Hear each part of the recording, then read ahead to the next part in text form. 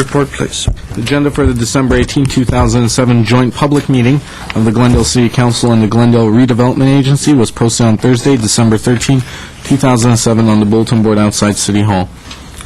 Thank you. May we have the first item? First item is a public hearing, Director of Development Services regarding proposed mixed-use project City Center 2 located at 141 Brand.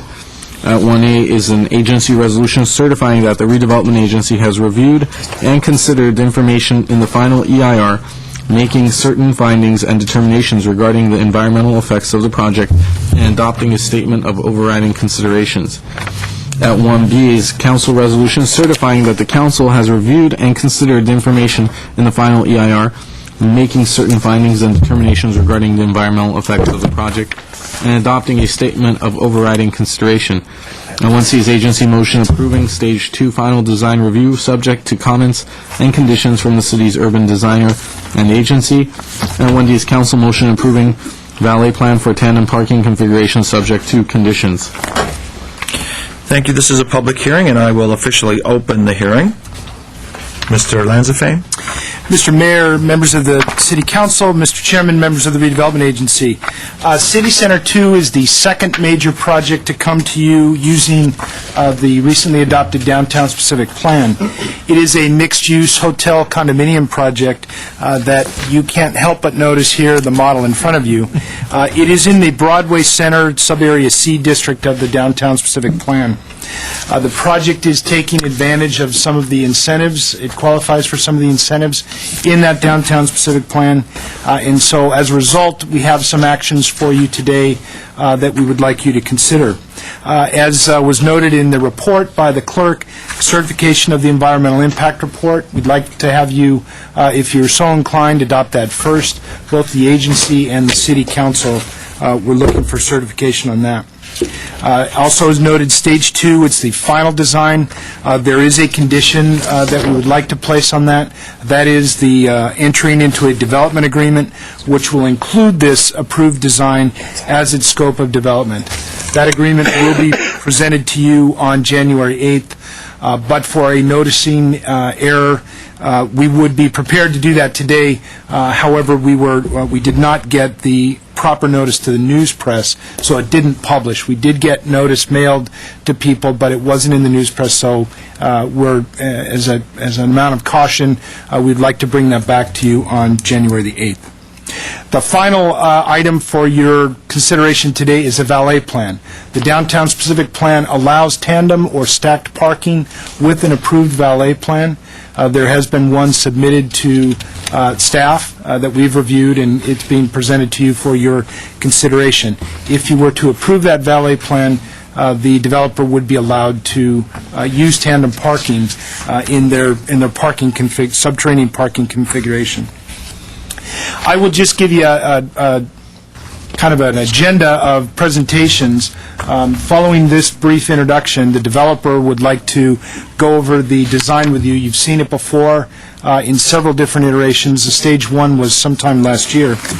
Tony Locacciato from Impact Sciences will review with you and summarize the methodology for environmental review and the findings. And then the entire development team, including the staff, is here for any questions that you might have or those that come up through the public hearing. So with that, I'll introduce Rodney Kahn, representing the Amity Group and City Center 2. Thank you very much, Mr. Lanzafame. Good afternoon, Mayor, City Council members, and City staff. My name is Rodney Kahn. My offices are here in the City of Glendale. We actually started working on this project in January of 2006, so it's been almost 2 years. A project that is this important and this significant to the City of Glendale takes a little while to process and takes a little while also to design. We feel this project will play a significant role in terms of the development of the downtown, also how people will live, work, and shop in the city, and very importantly, the future economic health of our city. The development proposes a 4-star, first-class hotel, along with home ownership units in the form of condominiums. Both of those elements were cited in the downtown specific plan as goals and objectives, and both follow good urban planning principles. I'd like to highlight in the staff report there's a number of items that was spoken about as to the benefits of the project, and there's two items that I'd like to highlight. One is the amount of open space, both project open space and public open space, and the second is related to the parking and the roadway improvements. The first, as it relates to open space, we are proposing approximately 50,000 square feet of open space for the project, and that includes areas such as swimming pools, barbecue areas, balconies, patios, outdoor gardens. In addition to those elements, we also have a number of project amenities: hotel business center, fitness center, theater room, other recreational and gathering rooms. Very important also to highlight, and you can see it on the board behind me, or a portion of it in the model, is the amount of public open space in the form of usable, functional public open space. A mini park on the corner of Orange and Wilson, approximately 4,000 to 5,000 square feet, that will have an art component, that will have outdoor seating, that will also have a water feature for the general public to use. We also have public open space along Brand Boulevard that opens up into City Center 1 and their large outdoor plaza. So you'll see a kind of a network of open space taking place. I mentioned the parking, or Mr. Lanzafame talked about the valet parking plan. We actually have 627 parking spaces that are provided in terms of code requirements. We're providing actually more than that, 12 additional parking spaces for a total of 639. We will have valet parking attendants for both the hotel and the residential, full-time, 7 days a week, 24 hours a day. The attendants, the number of attendants that are provided will vary based on the time of the day and the need and demand. A roadway dedication along both Wilson Avenue of approximately 8 feet and along Orange Street at approximately 7 feet will benefit the project in terms of the traffic circulation in the area, but it will also benefit the other uses in the downtown area. We have a number of people with me here today. We have the principal and the owners. We have Rahim Amidi. We have our architects. We have our engineers, our environmental consultant, our attorneys, other members of the project team such as Richard Nahas and Greg Astorian. We're all here and available to answer your questions. I'd like to step aside and have our architect, Chris Dikiakos, walk you through the design changes and where our project is today, unless you have any questions of me. Mr. Yusefian? How many tandem parkings? We have a total of 432 tandem parking spaces, which are 2 deep. That equates to about 67% of the parking that's provided for the overall project. That's for both. That's correct. And when you refer to the valet parking attendants, those attendants are also available for the moving. We discussed this at a previous meeting, to help residents move their cars around in the event one of them needs to move out and switch the cars. That is correct. We have valet parking that's attendants that are provided for obviously the hotel and the restaurant, along with the residential guests and the residences themselves. Yes. All right, That's the right way of doing it. let's have Mr. Dikiakos. Okay.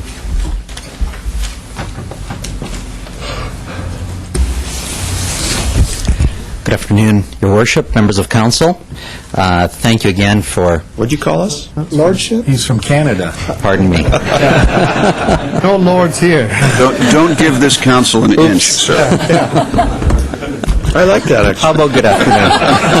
Please continue. You know where that's going. It is a Canadian term. I'd like to just briefly walk everyone through the development, some of the design parameters that we used in order to come up with this scheme that you see in front of you today. As well, I would like to review some of the items that have come up in previous meetings, discussions with both council, issues that council's brought up, issues that the city's urban planner has brought up, and how we have actually addressed them and what we've done to continue to improve this development. Just briefly, the development is made up of two distinctive towers, and again, we felt it was quite important because of the scale of the development to try and maintain as much as much of the uniqueness of the project as possible. Two very different uses. We have a hotel and residential tower on the Brand and Wilson Street side, and we have a fully residential tower on the Orange and Wilson side. The residential tower is 20 stories in height. The hotel and residential building is 18 stories. And again, we felt it was quite important that the shape, the finish of the building, how the buildings actually finish at the top when they're viewed from a distance, should be distinct and should be easily recognizable. Some of the items that we look to do, as this is a residential building and we are a mixed-use facility, we wanted to make sure that things such as maximum separation between the towers was maintained. So we're trying to keep at least 80 feet open between the towers, which in our experience has been a good amount of separation to allow people to use their balconies, use their open space, which again is a huge priority in what we've designed and what the Amenity Group has requested of us. We've provided significantly more open space and private open space than most developments. Again, this is an indoor-outdoor climate, and we feel when people do make the move from single-family residential to multifamily, giving them the ability to have some open space, giving them some private balcony space is very important. Our balconies average between 100 to 150 square feet, so they really do become open outdoor rooms for people's units. Another item is to try and maximize the activity at the grade level. Again, these are taller buildings, but the way pedestrians will experience them, of course, are at the grade level. So we've done several things, including wrapping the entire base of the building in activities which we think will help to activate the street front, give people the opportunity to walk by the building, feel good about what they see, and also for the residents, of course. We want to try and encourage pedestrian activity both from the residents and from the outside public. Further to that is the amount of parking that we have for this development. We have, in order to accommodate all the parking for the downtown specific plan, we have 4 above grade levels of parking, 4 below grade levels of parking. And I think the model actually demonstrates quite clearly that unless one were to do anything but see the access points that we have both on Wilson and Orange, you couldn't see that we have 4 levels of above-grade parking. So we've taken the uses of the buildings and wrapped them completely around the parking so that, except for the access points, one doesn't see any of the parking that is behind the building itself. Further to that, we wanted to try to further activate the plaza on the City Center 1 project directly adjacent to this one, which forms a semicircular courtyard area. So we've taken all our commercial space on the Brand Street side and wrapped it around that podium level. We have approximately 4,000 square feet of commercial space which can be used for restaurants or other like uses, which would both activate that street frontage and add a great amenity to the hotel use of the building. Again, the amenity space we felt was very important. We had some struggles here because we have joint uses between the hotel and the residential building. Our initial thought was that we could really use some of these amenity spaces provided in the hotel as part of the residential uses. The more we looked at it and the more we saw and asked people what they would like to see and had feedback, we actually thought it was best to try and separate the uses from the hotel and the residential building.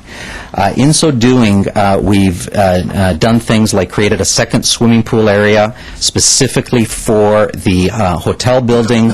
It occupies, it doesn't show in the model, but it does show in the presentation package you have, just above that central portion, which was a landscape courtyard area. We've provided a second swimming pool, which is specifically for the use of the hotel tenants. The residential tenants maintain their own separate amenity area. We also had joint fitness facilities, and again have separated those two between the hotel and the residential building. Finally, in terms of the design, we felt it was very appropriate to continue to use high-quality building materials.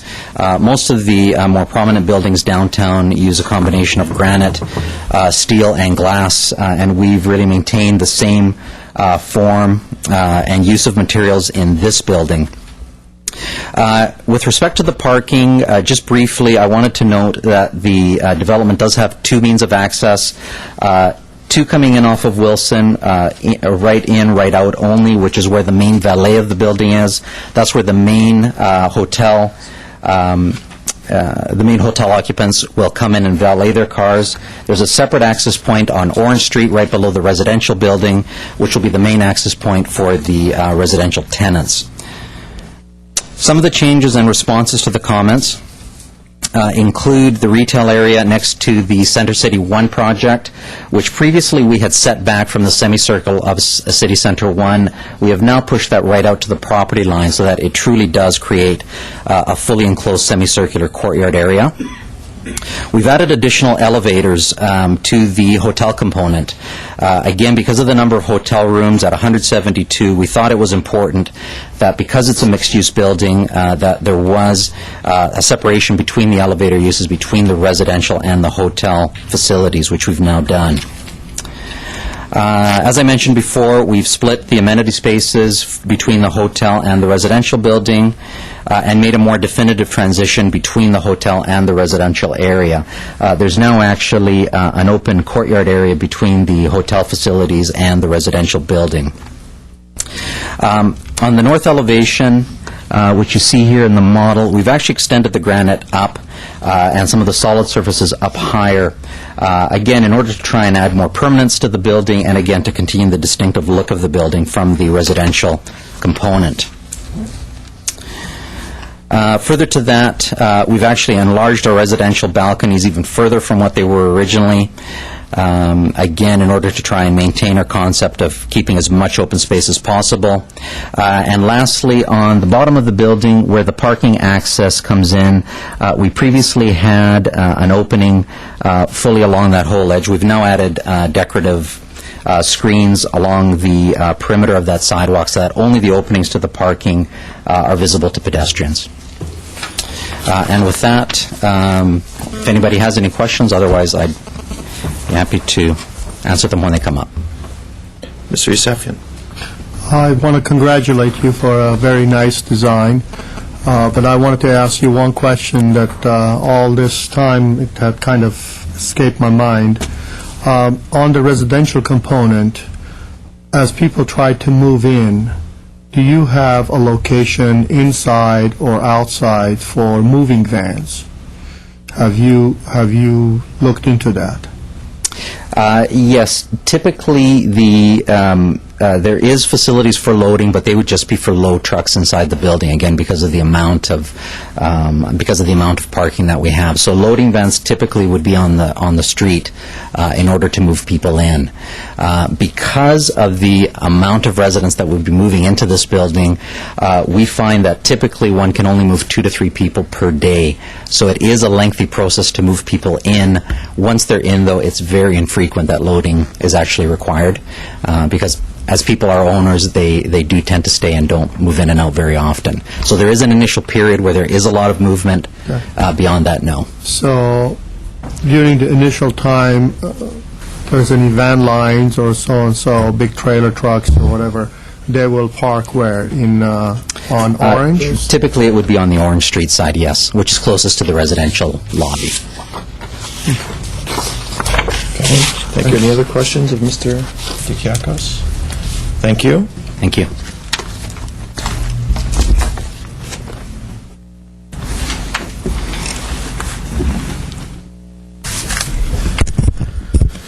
Good afternoon. I'm Tony Locacciato, Principal of Impact Sciences. Staff has asked me to give you an overview of that large pile of paper I saw you all struggling to carry in, which was the draft ER, the draft ER technical appendices, the final ER, and the technical appendices to that document. May I ask the speaker how many pounds of EIR documents you plan to address? The first question, I don't have an answer for you. Several pounds, at least. Better yet, how many oak trees did they cut down to build? All kidding aside, Mr. Draymond, we do have a brief summary of what we looked at, and then you can delve into as much detail as you like. But Mr. Locacciato can keep it very brief, if that's your choice. Let's Or do we go that, into- and then we'll follow up with questions should they arise. Thank you. I would note that when the draft EIR was circulated, the technical appendices were provided on a CD to save some trees. That's what other public agencies received. First, I wanted to review the topics that were addressed. It's a comprehensive EIR, looks at 11 separate environmental topics: land use and planning, population and housing, aesthetics, traffic and circulation, air quality, noise, hazards and hazardous materials, hydrology and water quality, public services, and recreation, and utilities and service systems. Of those 11 topics, the analysis determined there would be no impact or less than significant impacts related to 5 of those topics. First, land use and planning. The project is consistent with all applicable land use plans, regional plans, the city's general plan, and of course the downtown-specific plan that was recently adopted. Traffic and circulation, comprehensive traffic and parking studies were completed under the direction of your traffic staff. Traffic study looked at 10 intersections, 8 immediately around the project, and the freeway ramps at Brandon Central and the 134. Project will generate about 175 additional trips in the AM peak hour, just under 190 in the PM peak hour. Results of traffic study show there will not be any significant impacts from those additional trips. Air quality, all modeling completed according to the way the South Coast Air Quality Management District asks agencies to do it. Those impacts are also not quantitatively significant. Hydrology and water quality and impacts to water service were also determined to be not significant. 4 of the topics that were looked at, significant impacts were identified, but mitigation measures were also identified that can reduce those impacts to less than significant impacts. First, related to noise, there's an above-ground parking structure and certain operational noise features associated with that. You've got cars pulling up and down, maintenance of the parking garage, and some operational mitigation measures are included in the document to mitigate those impacts. Hazardous materials. Brand is in one of the city's emergency response route, and there's just a measure requiring coordination during construction to make sure Brand isn't obstructed in a way that would affect emergency response times. Public services, there's impacts to fire and police services. There are some design and operational measures identified, as well as allocation of additional resources to mitigate those impacts.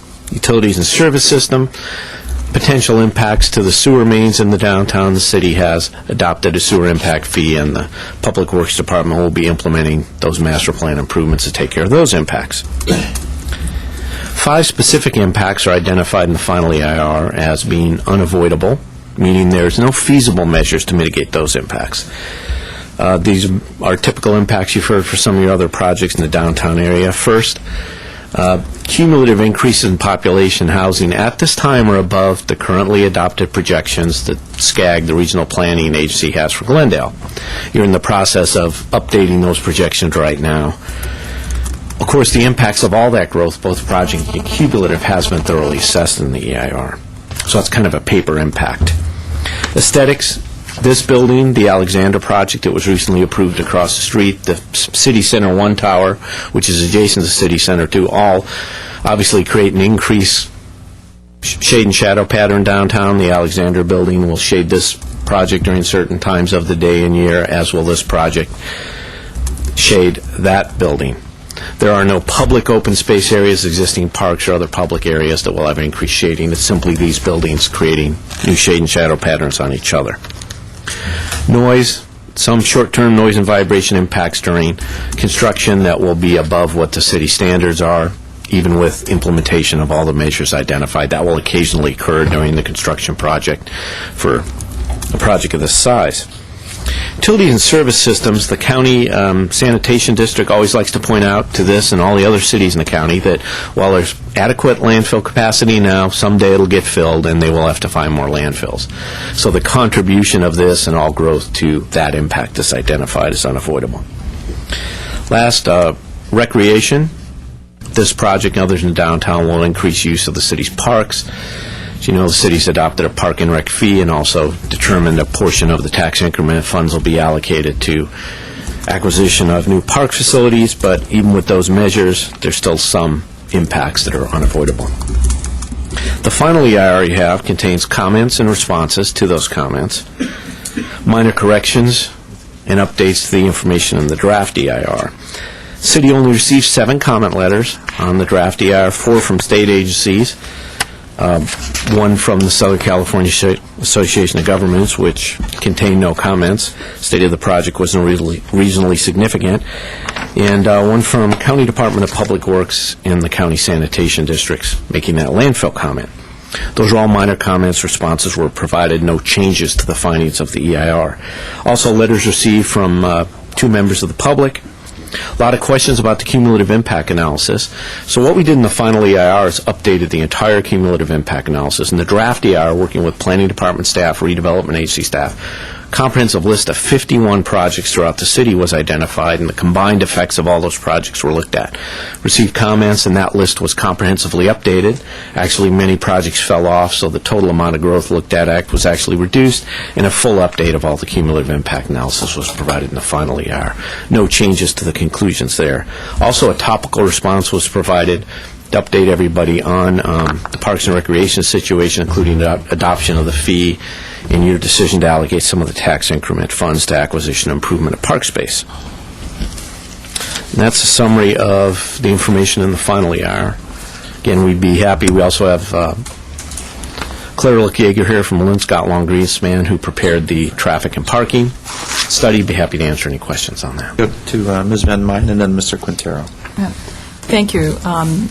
I just wanted to note for the record, as a minor correction to Mr. Lucacciotto's comments, that we don't have a formally adopted sewer impact fee. What we have is an ad hoc fee based on a formula which assesses the amount of fees that are related to the individual impact of projects that will be contributed towards a fund for purposes of updating these flumes where impacts are occurring downstream. So whereas there are not impacts around a project per se, cumulatively these projects all taken together eventually over time are impacting the larger exiting of our sewer infrastructure. And so a formula has been created and is being used and applied on an ad hoc basis on these projects.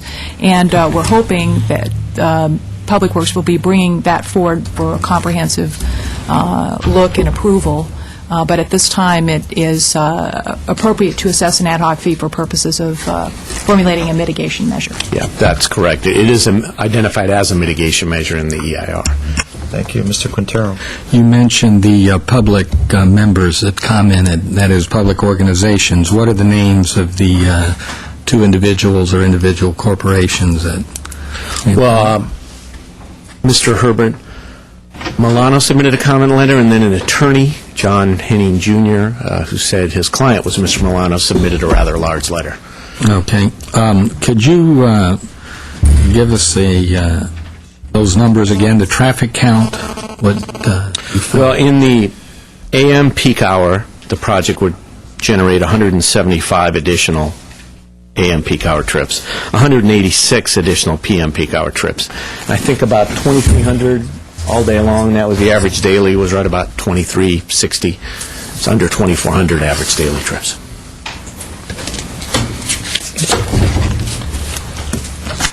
Spread over what period of time, those increases?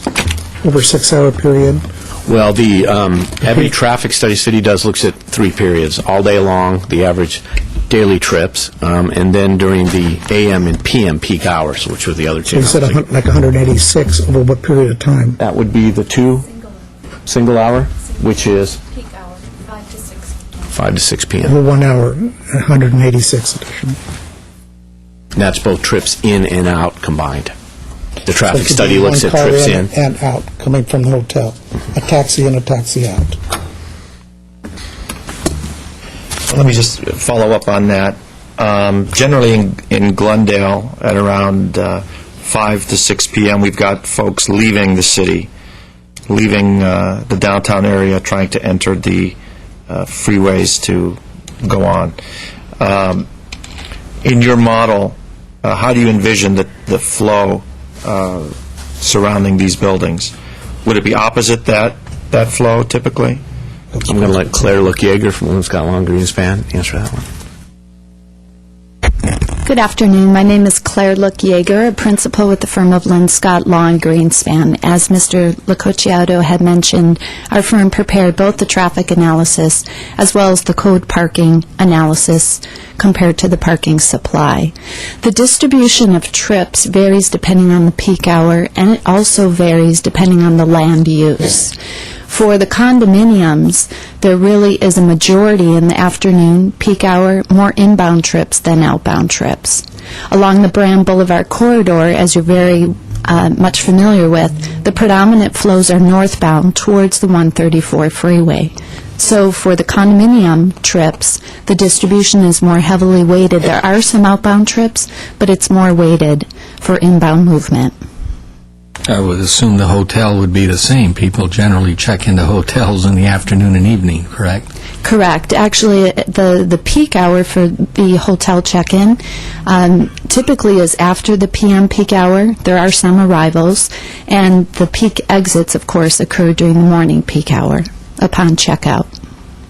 Okay. Thank you. Any follow-up on that item? Thank you very much. You're welcome. Mr. Yusefian? I have a question on the water conservation policies on the EIR. Maybe somebody can deal with this on the draft originally. There's a section 4.10.1-6. It says it says Glendale water conservation policies. The City of Glendale had adopted a mandatory water conservation plan, and based on the rules that we currently have, which I guess we hired somebody to modify those rules, but nevertheless, the current rules exist, and based on the existing rules, all commercial and industrial customers of the Glendale Water and Power Division using 25,000 billing units per year must submit a quarterly water conservation plan to the city manager's office and the director of Glendale Water and Power.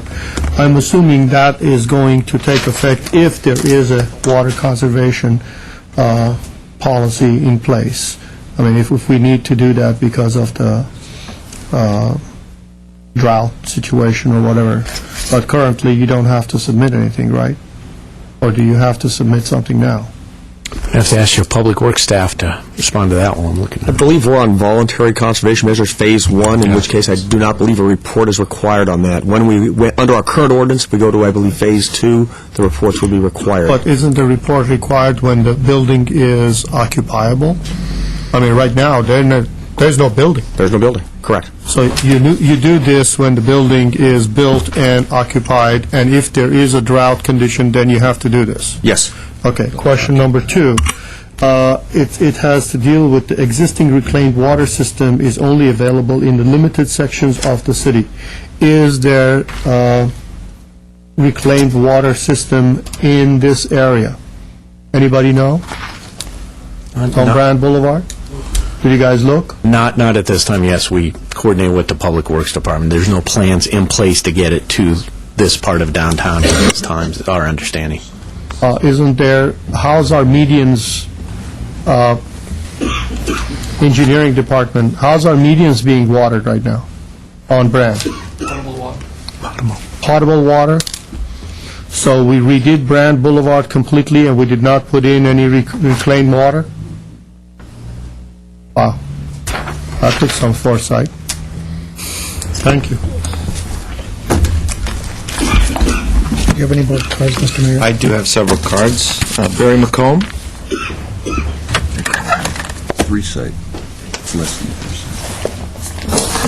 Good afternoon. I'm Barry McComb, and I'm actually here on behalf of the Alex Regional Theater Board and in my capacity as the Executive Director. From time to time, we do speak out on different projects that are happening downtown and their either negative impact on the Alex Theater or their anticipated positive impact. We actually see this project as very positive for the direction that we're trying to take the theater at this point. One of the real challenges we have in particularly trying to build our midweek business is our lack of meeting space and space for receptions. And as Mr. Starbird and Mr. Lansafame are aware, we recently lost a longtime awards show that brought international acclaim to the city because it outgrew the facilities that exist close to the theater, and they could no longer really take care of their reception. They're aware of this project, and I believe this project will be the element that's needed to bring them back. We also recently had a inquiry just this last week for a large cultural event, which is currently taking place elsewhere in Los Angeles. They were all set to come to the Alex Theater until they started looking into reception space, and when they found out that really the closest facility that could meet their needs was the Hilton, they decided it was too far away for people to be able to travel back and forth from the theater. So this is really going to provide us with a lot more ability to market to a portion of the event market that now we can't really reach out to. We also believe that the residential element of this project will bring a very targeted market to us from a patron standpoint, so they'll not only be helping us build our audience, but we believe the Alex Theater will also serve as a complement to their project as well. While we've had some concerns with the hotel projects that were originally discussed to be built in the parking lot directly south of the theater, the primary concern there was the fact that they did not have banquet meeting space and really wouldn't help us in those shortcomings. We believe that this project will mean nothing but good things for us in the future, and wanted to register our support. So thank you very much. Thank you. Mr. Yusefian. When you said reception facilities, you're talking about banquet facilities, or are you talking about hotel rooms? No, we're talking about large spaces to hold receptions. Certainly now some of our renters do use some of the local restaurant facilities, but in the case of this award show, they needed space for 1,000 people. We have other situations where they're looking for spaces of 500 to 600, and there's no facility within close proximity to the Alex that can meet those kind of needs. So Brandview Collection wasn't large enough to handle it? No. And they've tried tents and parking lots, so, I mean, we've really looked at all the options that are available. Okay, thank you. Thank you. Next speaker is Mark Trueblood.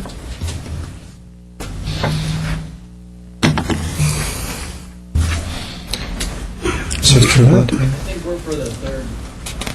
The third item, let's see. Number 3 is the alley. Alley vacation. Would you like to address the alley vacation? Is that your intent? Okay, well, what I'll do is... okay, that's number 2. Okay. Number 3. Adjournment is number 3. Oh, with the resizement, that's right. The next speaker is Barry Allen.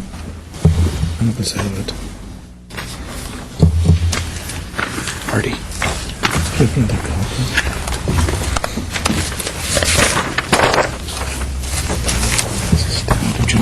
Thank you, Mr. Mayor, Council, and the agency staff, and of course the public. I'm Barry Allen, the Executive Director of Ben Guardians, the accountability watchdog for the City of Glendale. And I think this is an excellent project. I've watched it. I've been in and out of City Hall, where this was sitting in the lobby the last few days, and listened to a number of people speak to it. In fact, a number of them were even city employees who had a lot of questions about this, and they certainly have the opportunity to get those answered today. And I think that listening to Barry McComb about how it's going to bring a needed asset to the Alex Theater. And I think that this council and the agency, as you look to approving this, certainly this will be a vision of yours and of the Amides that will certainly impact Glendale for many decades to come. And I certainly think that this is the day that you said should say, let's greenlight it, let's get it going. We need this type of facility here in Glendale. Thank you, Barry Allen. Thank you.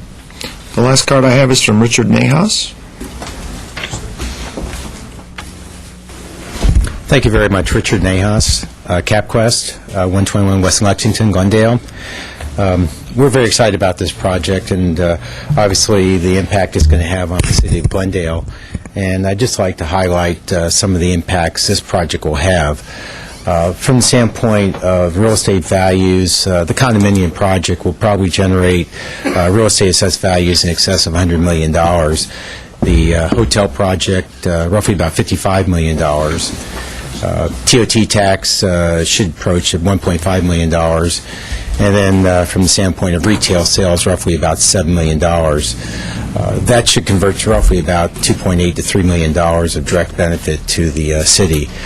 From the standpoint of the construction impact, obviously, substantial sums will be expended on the construction project, roughly north of $150 million. We anticipate that upwards of, say, $65, $75 million will accrue to local contractors, subcontractors, suppliers as we move forward on the construction of the project. That equates to roughly about maybe 300 in growth on jobs, and then once the project is completed and people are moved in, roughly household growth of roughly 250 to 300 in household growth. So, we're very, very excited about what this project does for Glendale, and we'd like to see it become a reality, and obviously would appreciate your support for the project. Thank you very much. Thank you. Next speaker is Greg Astorian. Good afternoon, Mr. Mayor, Mr. Chair, and members of City Council. My name is Greg Astorian. I'm with RE/MAX, along with also with the development team. I will take only a second. Briefly, I wanted to inform you that a presentation, albeit brief, was made to the Chamber of Commerce last week to their, I believe, action committee for city and the county, and they overwhelmingly supported not only this project but also the other one that will be in front of you shortly, and they were to actually report to their executive board or the board of directors and request for support as well. However, with the tight schedule and 30 board members and most, if not all, outbound for their holiday vacations and so forth, that became a little bit difficult. However, that committee overwhelmingly supported the project. Along with it, I'd like to also add that the Glendale Downtown Merchants Association overwhelmingly supports the project. With that, I appreciated the time. Thank you. Thank you. That's my last card. I'm going to close the public hearing. Mr. Ashton is coming up. Let's see, Mr. Ashton.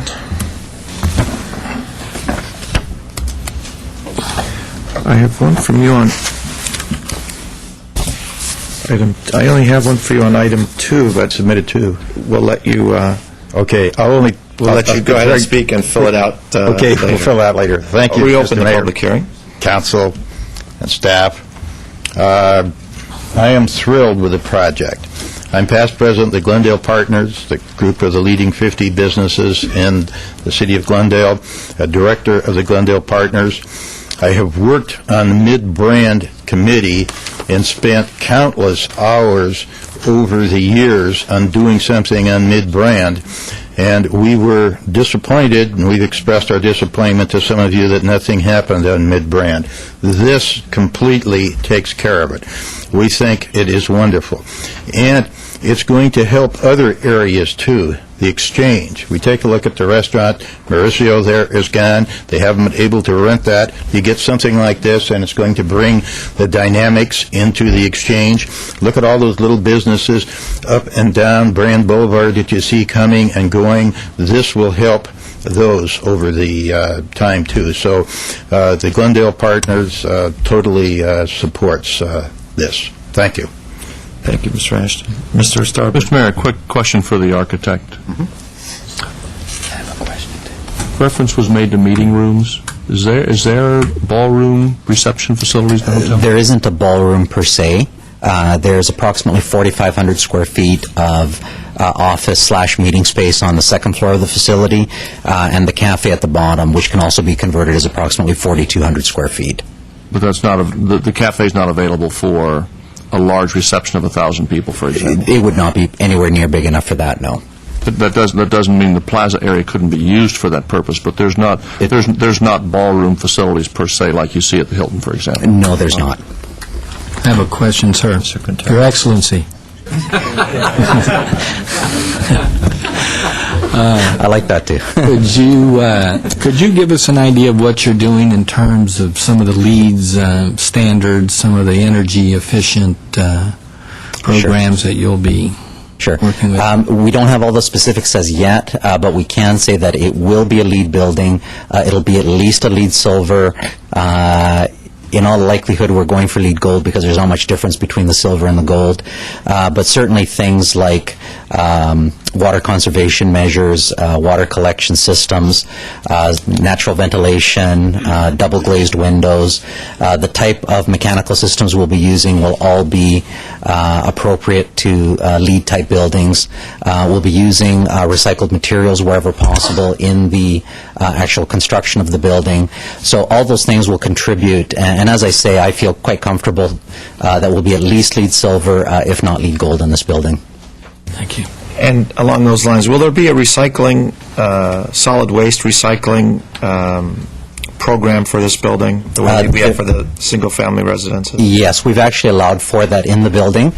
In fact, even on each individual floor where we have a garbage chute for residents to use, we also have a recycling facility right adjacent to that, where people can drop their bottles directly down into the recycling room. So yes. Thank you. Thank you. Okay, I don't have any other cards. I'm going to reclose the public hearing. Mr. Quintero? Okay, I'll start. Well, this is a Christmas present to the city of Glendale in general, but specifically to the mid-brand merchants and anyone that's interested in mid-brand and the downtown. I just can't think of a more appropriate use for that land than to have what ultimately will wind up being a 4-star hotel with all of the amenities and literally a 4-star condominium project next to it. So this is, I agree with Mr. Ashton, this is something that we've been talking about for mid-brand for many, many years, and it's finally coming to fruition. And my particular interest is that this is basically a private sector project that is going to bring us millions and millions of dollars in terms of income to the city, from the sales tax to the TI, the tax increment, which is going to help us build parks in the downtown, to the developer impact fees, which will be at least $368,000.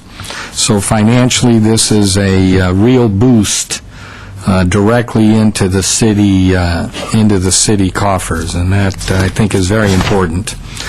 Then in terms of whatever traffic impact may be taking place, what the consultants didn't mention is that Wilson is going to have an extra lane of traffic. So when you head east on Wilson between Orange and Brand, there's going to be an extra lane of traffic which will enable that. It's going to actually make that intersection at Brand and Wilson, it's going to improve it enormously.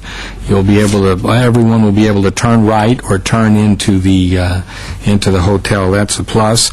Then on Orange, which is less busy, there's going to be a half a block. There'll be an extra lane for a half block on Orange. So all in all, the circulation around this hotel and condominium, in a sense, are going to be improved.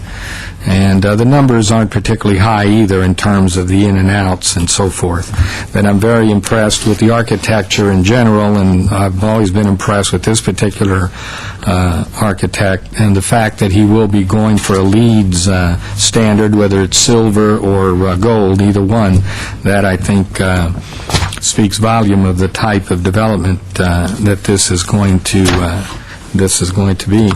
But at any rate, all in all, it's just a tremendously exciting day for me personally, and I think for all of the brand merchants, for obviously the Alex Theater. This is just going to be a tremendous opportunity for the mid-brand merchants to really do something special and to have their businesses absolutely perk up as a result of this project. So I want to congratulate the entire team that's worked on this for a very long time, the redevelopment staff that has also worked long and hard, and it will be a signature building on Brand Boulevard, one that everyone will be talking about in the coming years. So thank you very much, and Merry Christmas to you. Thank you. Mr. Weaver. I won't say much, but I remember back in the 1940s when I used to shop in Webb's that used to be in the corner where the hotel's now going to be.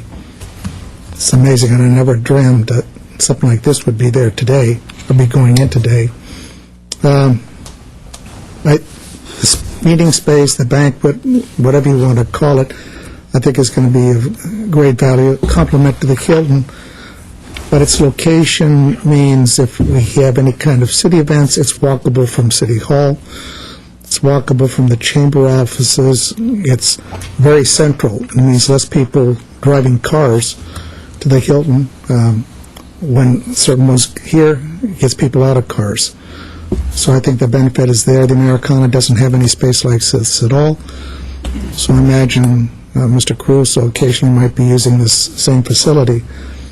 The only other thing I would say in relation to it, looking at the layout, the staggering of the two towers is good from the standpoint, I'd be willing to bet that just about every single room in the hotel and the condominiums will have a view corridor. It's staggered. They're not opposite each other directly, so each one of the rooms will have a staggered view over the city. So from that aspect, it's a great compliment too. Much needed, and it just goes to show something like this. 2 years in the making to get to where we're at now, but it's worth the wait, and I thank Rahim Hamidi for sticking with us and making it happen. I just want to see when you're going to get it going now. Thank you. Thank you. Mr. Yusefian? Well, first of all, I want to thank Mr. Hamidi for having the patience to hang around with all the issues that was brought up, last-minute details that supposedly had taken place but somehow forgotten to be told, dedications at the last hour, and once again, we missed any opportunity to advertise it in the paper, even though we knew this was coming. I will tell you, many developers would have packed up and left. No different than the developer who came before the Hamidis, a very well-known developer throughout the state of California and nationwide and possibly in other countries. BOSA decided they didn't want to deal with it, packed up and left. So I want to congratulate you, Rahim. Thank you for hanging in there. Thank you for trusting us up in here, giving you the encouragement to hang in there and tough it up. I know you didn't believe me when I told you Glendale's different, but I guess now you do. But I think the rewards will be very good.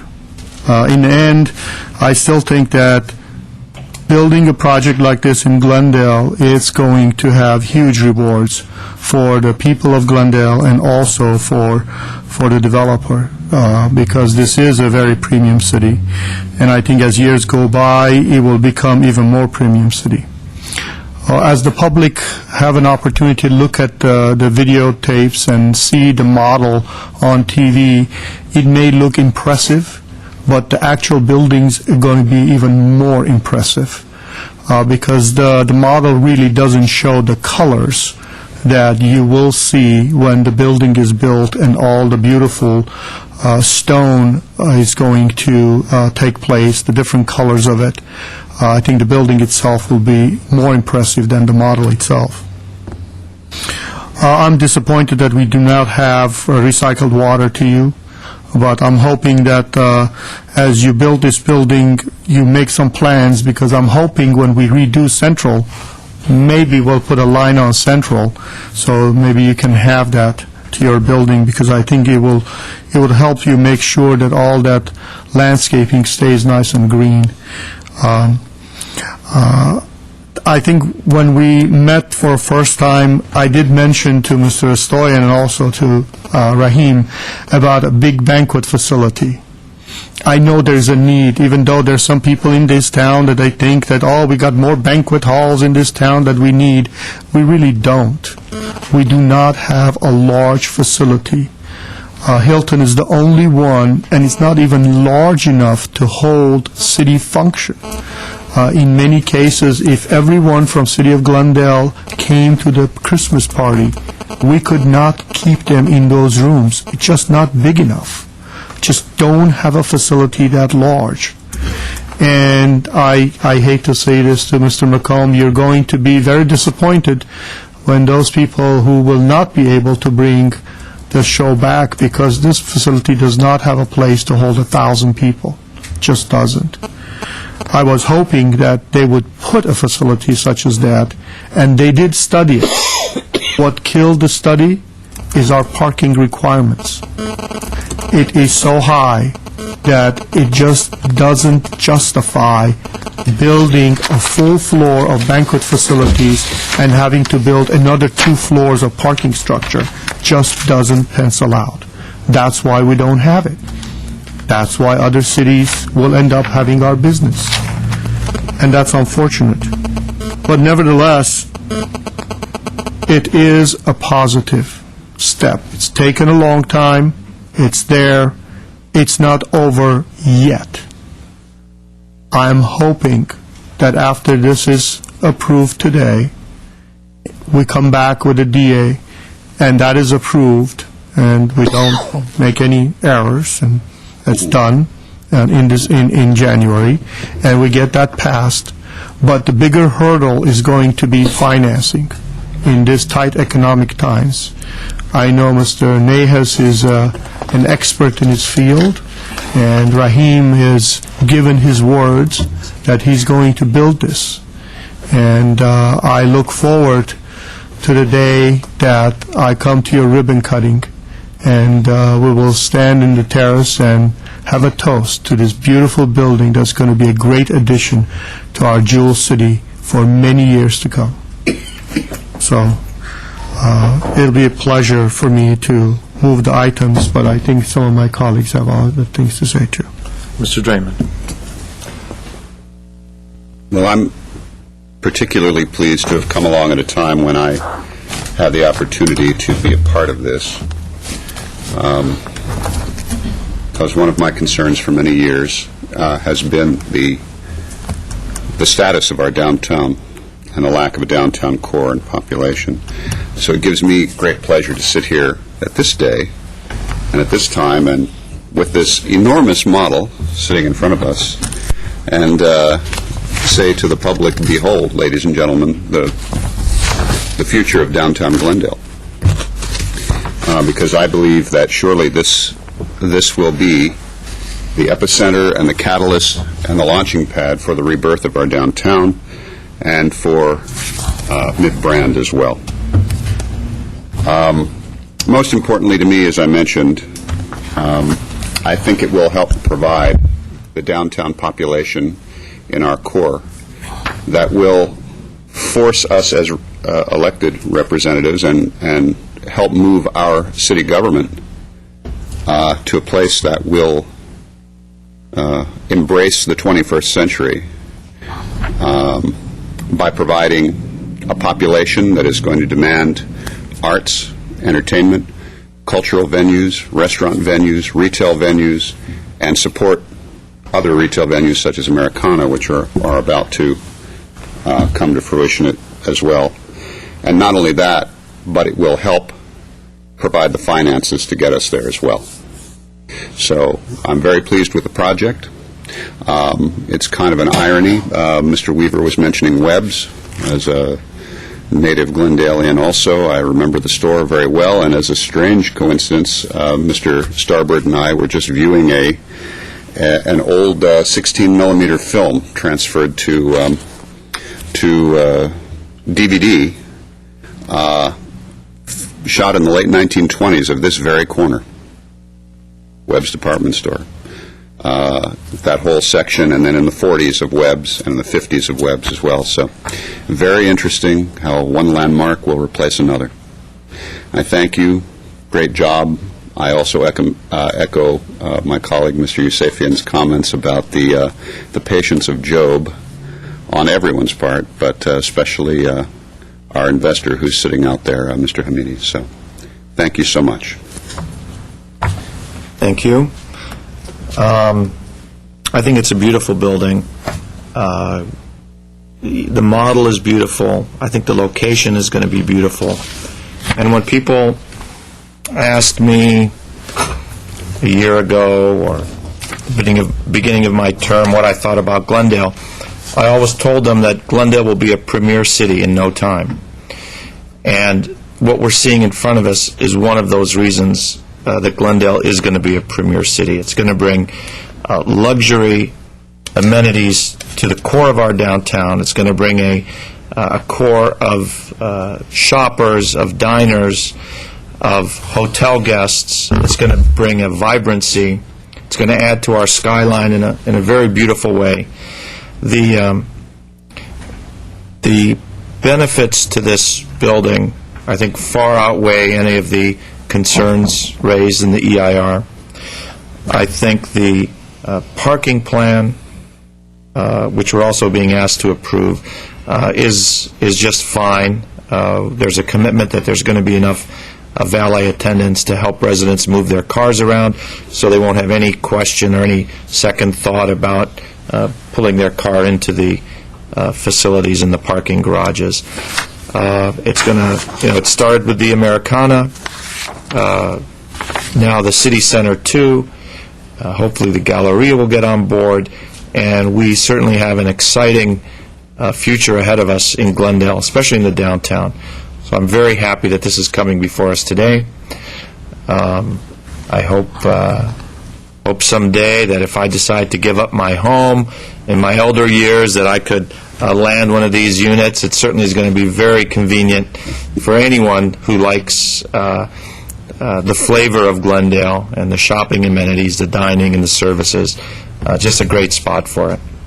Mr. Weaver and I will be welcoming you to the project. How did you read my mind?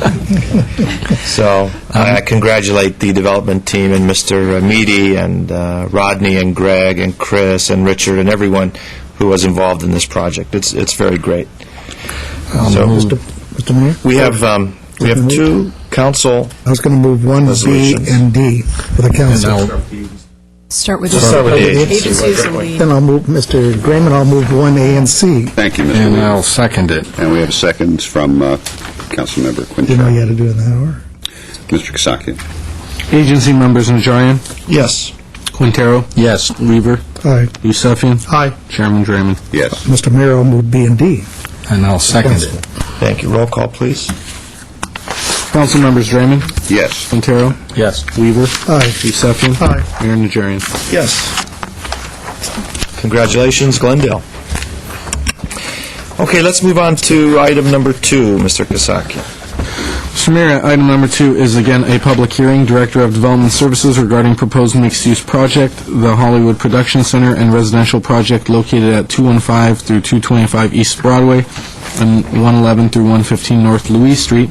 2A is agency resolution certifying that the redevelopment agency has reviewed and considered the information in the final EIR, making certain findings and determinations regarding the environmental effects of the project and adopting a statement of overriding considerations. At 2B is council resolution certifying that the council has reviewed and considered the information in the final EIR, making certain findings and determinations regarding the environmental effects of the project and adopting a statement of overriding consideration. At 2C is a council resolution approving a disposition and development agreement, making certain findings and authorizing implementation of the agreement.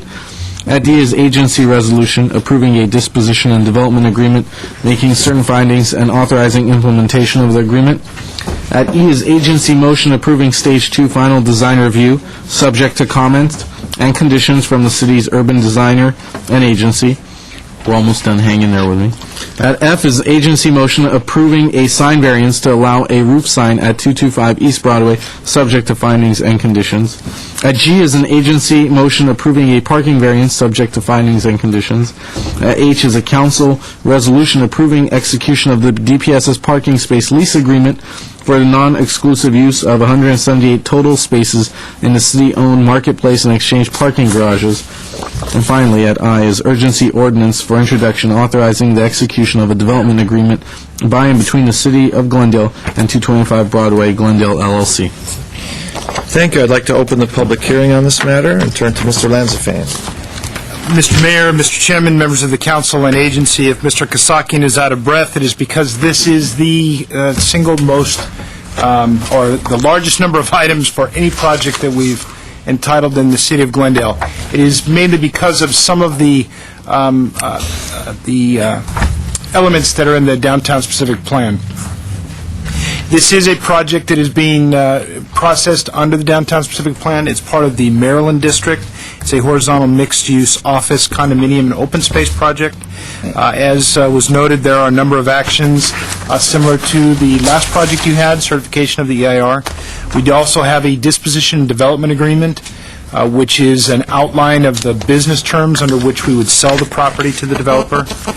There is a Stage 2 final design review, and notice or note there is a condition with that was contained in the environmental impact report. We will give notice to the MTA at least 2 weeks prior to construction so that they can coordinate any disruption, any potential disruption there might be, and reroute if necessary. There's a sign variance that would allow the adaptive reuse of an existing sign or existing roof sign. There's parking variance. The developer and architect have planned on using tandem spaces. Unlike the last project, this is a small enough operation that they are not going to propose valet use. The residents would shuffle cars themselves. Because they are not using a valet plan, it wouldn't fall under that element of the downtown specific plan, so we are asking for a parking variance to allow tandem parking. An item for the City Council is the lease of 178 spaces in 2 public garages, the Exchange and the Marketplace. And then finally, as was noted, the introduction of an urgency ordinance for the approval of the development agreement. That would come back to you for adoption on January 8th at the next meeting of the City Council and Redevelopment Agency. Much like we did with the last project, I'll invite the development team to give you an overview of the project. Tony Locacciato give you a summary of the environmental impact report. Mark Berry will give you a quick brief on the terms in the disposition development agreement and the development agreement and the lease. And then finally, we'll be available for questions from either you or the public. So with that, I will turn it to Rodney Kahn, representing the Media Real Estate Group. Thank you again. Rodney Kahn, good afternoon. Chairman, agency members, City Council members, Mayor, and City staff. We came before you a few months ago for the Stage 1 design of this project, and primarily we focused on the residential component at that time. Just to refresh your memory, a couple years ago, a request for proposals was put out from the city to the development community. It was to look at the Department of Social Services building that had sat vacant since 2001 and look at what type of uses or adaptive reuses could take place with that building. As part of that building came a parking lot, which was a couple lots north of the Broadway Louise DPSS building. We talked last time, too, about the context of the neighborhood. It's a very urban environment. It's a very challenging site. To the north of us, we have the Man 10 Theaters, which is basically a 40-foot tall brick box that encompasses the site directly north of us. To the south is Broadway, which is a busy street, prominent street here in the city of Glendale. To the east is the post office and the YMCA. To the west is an alley along with commercial uses. So for the condominium project component of it, it will be very truly urban living. Three significant elements to our project. I spoke about the condominiums. Our architect will talk to you about the changes that have taken place over the past few months. So I think that project is pretty fresh in your minds. The second component is the east-west alley. It's actually a substandard alley. It's about 15 feet in width. We came before you, I think, as an introduction to talk about that component of the project. What it's being converted into is a pedestrian open space paseo, which is consistent with what was called out in the downtown specific plan for that area and for that alley. That alley or paseo will now be converted for pedestrian use only. We also will have an art component to it, a themed art component. And what we'll do is, in the future, we'll come back to you. I know the downtown specific plan talks about us going in front of the Arts Commission. We will do that, but we will also come back before you as well to share with you the specific elements that we're suggesting in that paseo. The last item is the adaptive reuse of the vacant office building. We are looking at energizing that building, energizing that area, the Exchange, East Broadway. So the Hollywood Production Center, which we have folks here today that are going to speak about that, will be introducing their magic touch to that area, infusing new bodies, new entertainment folks that are coming to that building. A couple of things I'll speak on briefly as it relates to parking. Mr. Lanzafame talked about the parking situation on this site. We actually have 148 parking spaces on our site, which is about 11 more than what the code requires. We have 16 sets of those parking spaces are tandem and 2 deep. They would be assigned to the same unit that we're providing. It's about 22% of the overall parking is going to be tandem parking spaces, and we are not proposing to have valet parking attendants for that small amount of valet parking. The project itself is solely residential and will be self-parked. Once again, we have all the same kind of cast of characters, as you will, as we did in the last project. We have our ownership here. We have all of our environmental consultants. We have our architect, landscape architect. And in this particular case, we did an in-depth analysis on the historic aspects of the existing office building. So we have our consultant, Pam O'Connor, from Kaplan Chin Kaplan, to speak about that as well. I'll conclude my remarks. If there are any questions, I'd be happy to answer them. Mr. Yusefian? On this document that you provided to us, if we go to your last page, Okay. see the air conditioning unit there? Mm-hmm. I'm assuming you're going to redo them. Is there going to be, you're going to follow the code and have some kind of enclosure for it?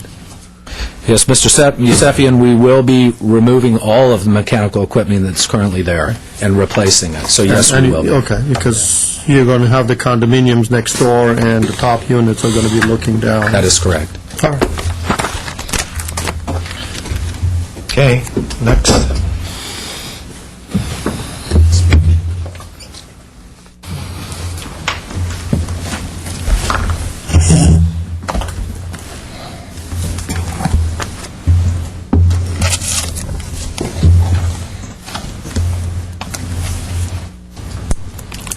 Thank Thank you again. Chris Tikiakos, project architect.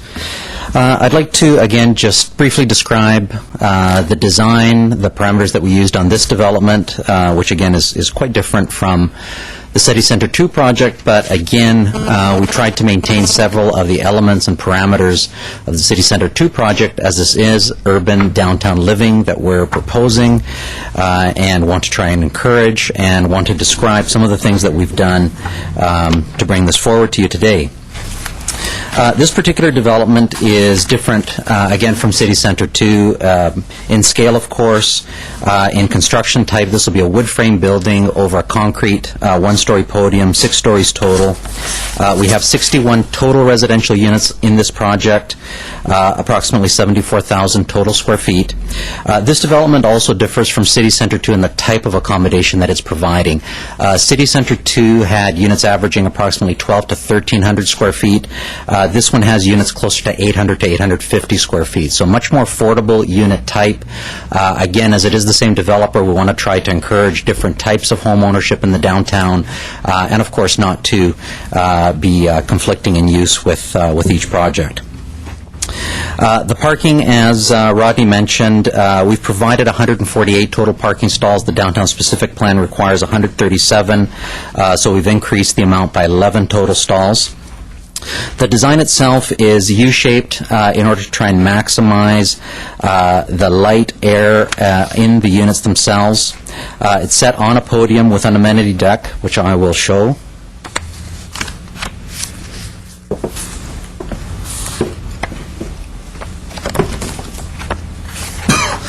This is a rear perspective of the development.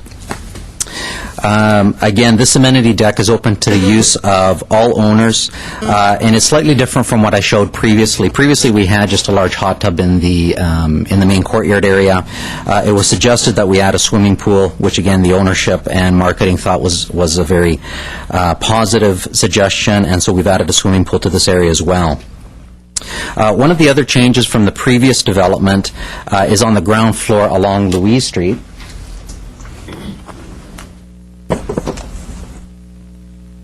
Where we previously had individual residential units actually opening on to Louise Street. We had 2 units doing that. Strictly from a code standpoint, this being a residential building, you can't do that without variance, which is not allowed currently under building code.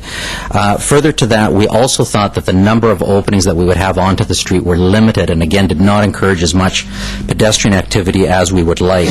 So what we've done is we've moved those 2 units back up into the building and actually added a large recreation and fitness room onto that ground floor. So now we have very large windows opening onto the street and actually wrapping around on the Paseo side of the building as well, which previously didn't have any openings onto it. So we've taken that use and really made it both part of Louise Street and part of the Paseo activity. Further, on the corner of the building, adjacent to the Paseo, we've actually taken our balconies and wrapped them right around the corner.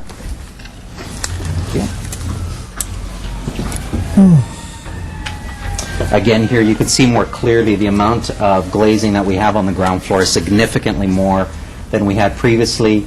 These balconies have now wrapped right around the corner, again, to be much more part of that Paseo treatment. Further to that, I've mentioned the lap pool already. There were some technical items such as exhaust shafts that we had opening onto the Paseo, which we've eliminated now. We've done a much more thorough job, which we'll get our landscape architect to describe, on the Paseo and the treatment of the Paseo.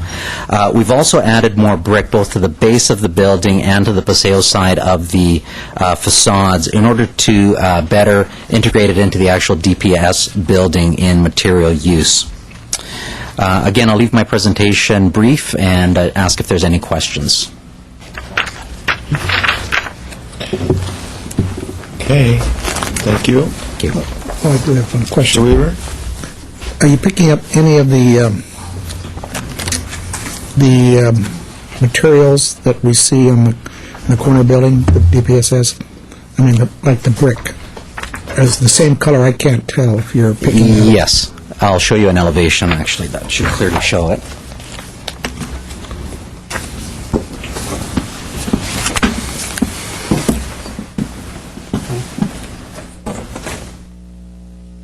This is a little on the small side, but This is the brick that's actually used on the DPS building.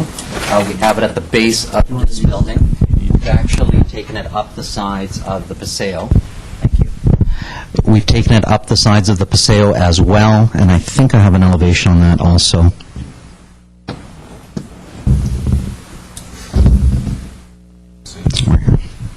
Here we are.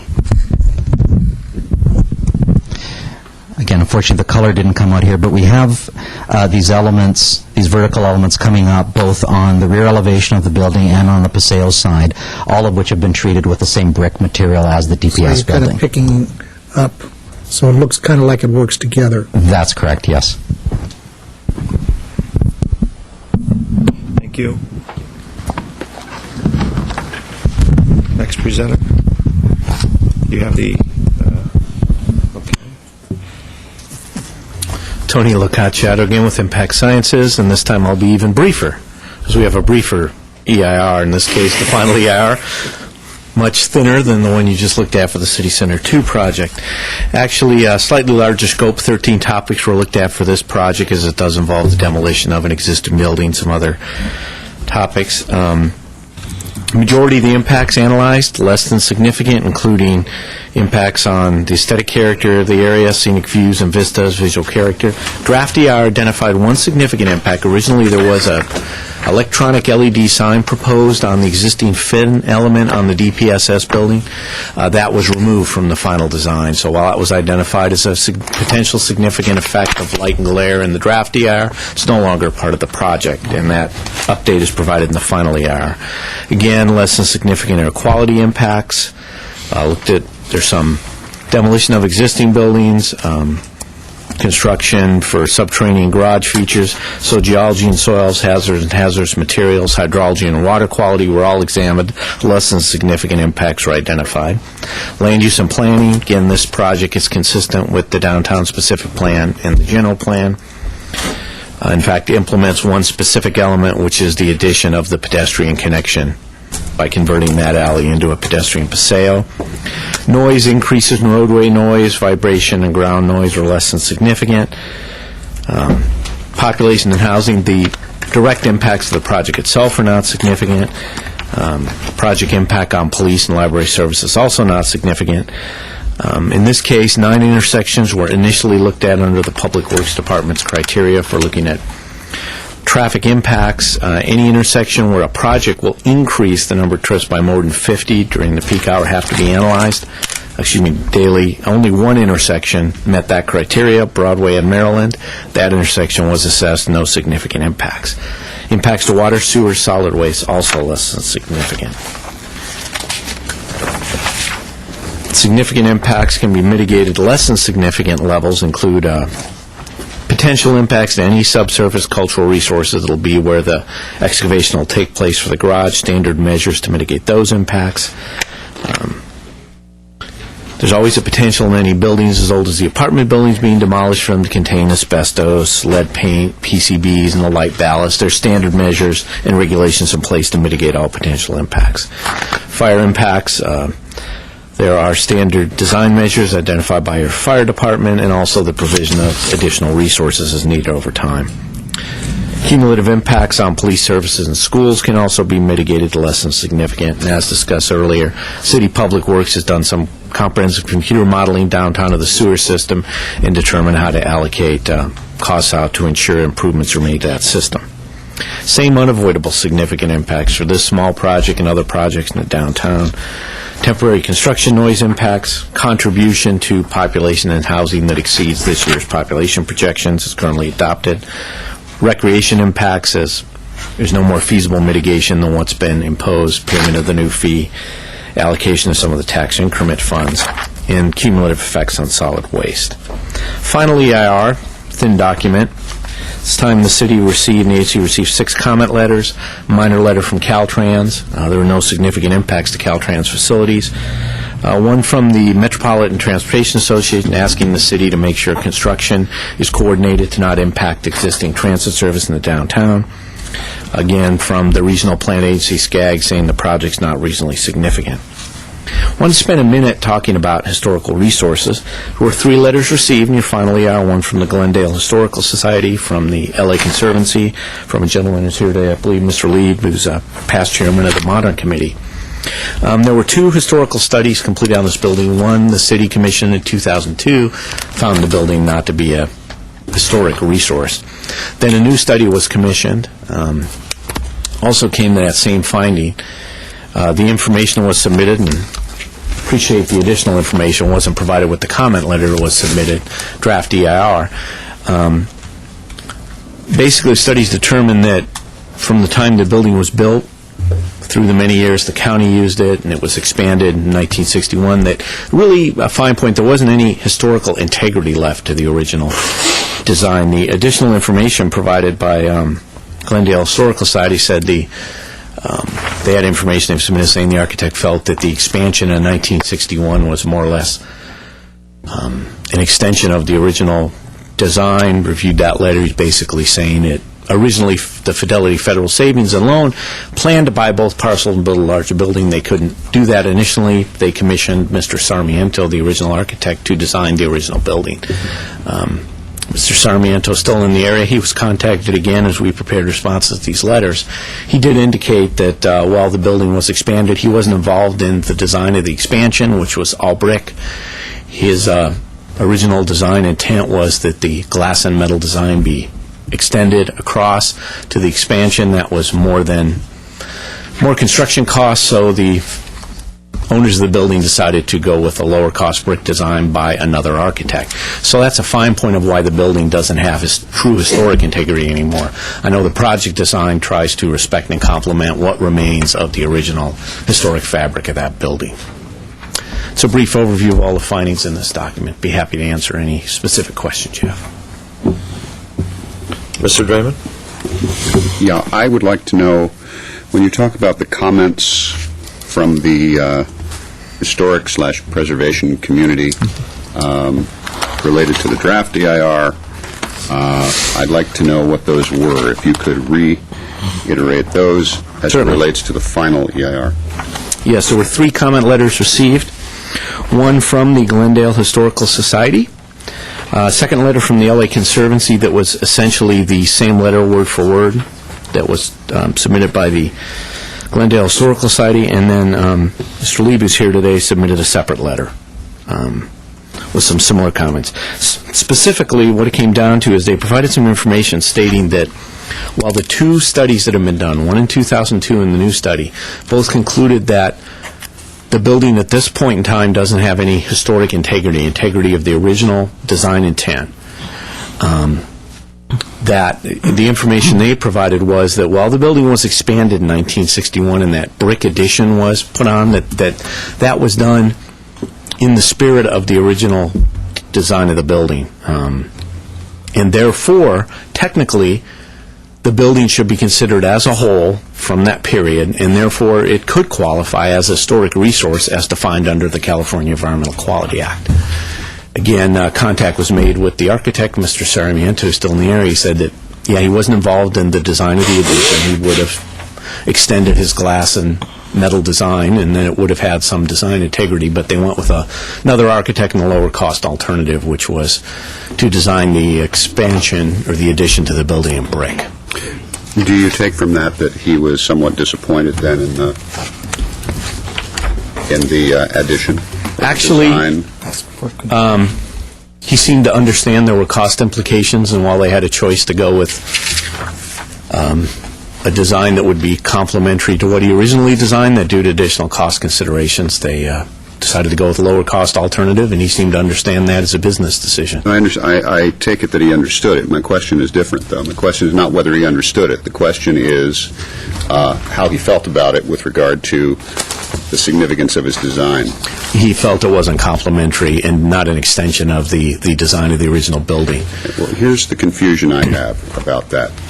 Okay, I want to read part of his letter to the City Council dated 2002, July 4th of 2002, and this is from W.A. Sarmiento. part of it reads, when in 1961 the bank finally acquired the next-door property, the intended design proportions were achieved. Although my company, Bank Building Corporation, did not undertake this commission, in parentheses he puts, it was small in dollars, the bank consulted with me personally, and the local contractor followed with fidelity and specifications for the type of masonry, Roman brick, in dimensions, texture, and color, with the happy achievement of the building Broadway facade as originally conceived. Doesn't sound like he was disappointed, because he refers to it with the happy achievement of this completion. So I'm just a little concerned about characterizing it the way you have. More specifically, my initial question was, what elements, I'm not talking about who submitted letters, what were the general comments, because part of this predates my tenure here, and that's why I'm asking. What were the specific comments in general that were asked to be incorporated, maintained, and otherwise kept, that have been, in other words, any changes from the draft EIR to the final EIR? Because I know, and I'm sure you know, there are some concerns from some of the historic and preservation community on that point that have arisen today. And so I'm asking you about that now. Specifically, the comments that were submitted in the letters related to what I just related to you, which was that they felt that the characterization, the main conclusion of both the 2002 Historic Resource Study and the Kaplan study from this year was that the overall design integrity of the building doesn't exist anymore, partly because of all the renovations the county did to the original DPS building and the design and expansion of the building in 1961 with the brick addition. So basically, again, their specific comment was that it appeared, and again, based on the letter from Mr. Sarmiento, that the expansion was complementary. And what his letter states, and I understand the context from the newspaper article at the time he wrote the letter, city and the agency and a developer were considering demolishing the building in its entirety, specifically says that the proportions are roughly kept. The recent contacts were made with him, and Pam O'Connor's here, the historian, can talk more in detail, and Mr. Nahas, I know, who spoke directly with Mr. Sarmiento, that he's saying, yes, originally there was a plan for a larger building. They decided to go with a brick addition. The design interpretation or evaluation in both the two studies was that that really doesn't match the original design intent in terms of the materials, specifically the metal and glass that made this a unique modern building. Brick addition was functional, but in a much lower cost alternative to them than going with the structural steel they would have needed to do to have a glass and steel addition. So just the fine point that Mr. Sarmiento brought up this year was that he just would have preferred to have extended that design, but understood for cost considerations that brick was a cheaper alternative. The evaluation of the historians in both cases were that the addition didn't complement the original design of the building, and that's why it doesn't qualify as a historic resource under CEQA. Well, we seem to keep coming back to Mr. Sarmiento, but that, as I say, the question is something else. The question is, have there been changes from the draft EIR to the final EIR that have significantly changed, altered, eliminated in any way the concerns from the historic and preservation community that, as we have worked through this project, has been touted as one of the benefits of the project, which is, at each turn, it is, and the historic community has signed on board. They are in support of. That's what I'm getting at. Yeah, and there's been a concern raised about that today, and so that's why I'm asking you. I would like to know. I'm not trying to challenge you. Oh, no, I understand. I'm trying to get to an answer here. There's two questions there. I'm going to answer one and let Mr. Nahas answer the second one. The one I can answer is, was there a change to the findings in the environmental impact report from the draft to the final as a result of the comments? The answer there is no. The conclusion of both historic resource studies, the one that completed in 2002 and the one this year, is the building doesn't qualify as a historic resource as defined by the California Environmental Quality Act. So there are no changes to that conclusion in the ER. The second question about what's happening in terms of rehabilitating and renovating the existing building, I have not been involved, and I'll let Mr. Nahas address. Mr. Nahas can shed some light here. Sure. Thank you very much. We initially contacted Mrs. Sarmiento to try to see if we can get plans for the building, because there was no as-built plans for the original building. We were able to obtain as-built plans for the addition. So when I initially contacted him, he indicated he did not have those. He indicated to me that he only kept them on his most important buildings. So I've had contact with him on a number of occasions, and about 2 weeks ago I had about a 2-hour meeting with him to discuss what we're doing with the building and get some additional information on the background of the addition and his involvement and so forth. What Mr. Sarmiento said to me specifically was that he was not involved in the addition to the building. They had approached the Bank Building Corporation of America. Fidelity wanted to add this addition. Their costs were too high, so they went with Lang & Wilson, which was a lot less expensive than what they wanted for the project. He indicated that costs were a significant concern to Fidelity Federal.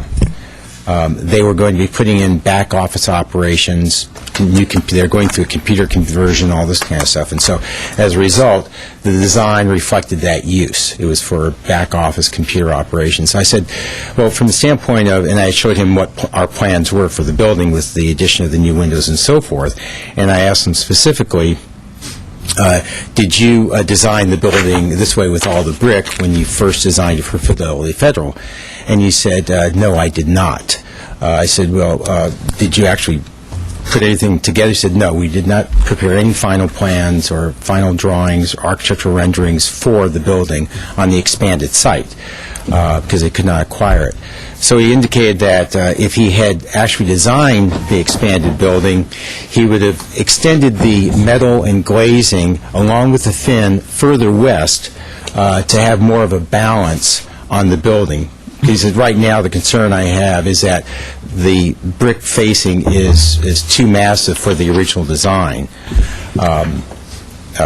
He did say that one thing they wanted to do at that point in time was, because of the cost considerations, was to match the brick, okay? So he asked me, what does your tenant want? Is your tenant happy with the current design?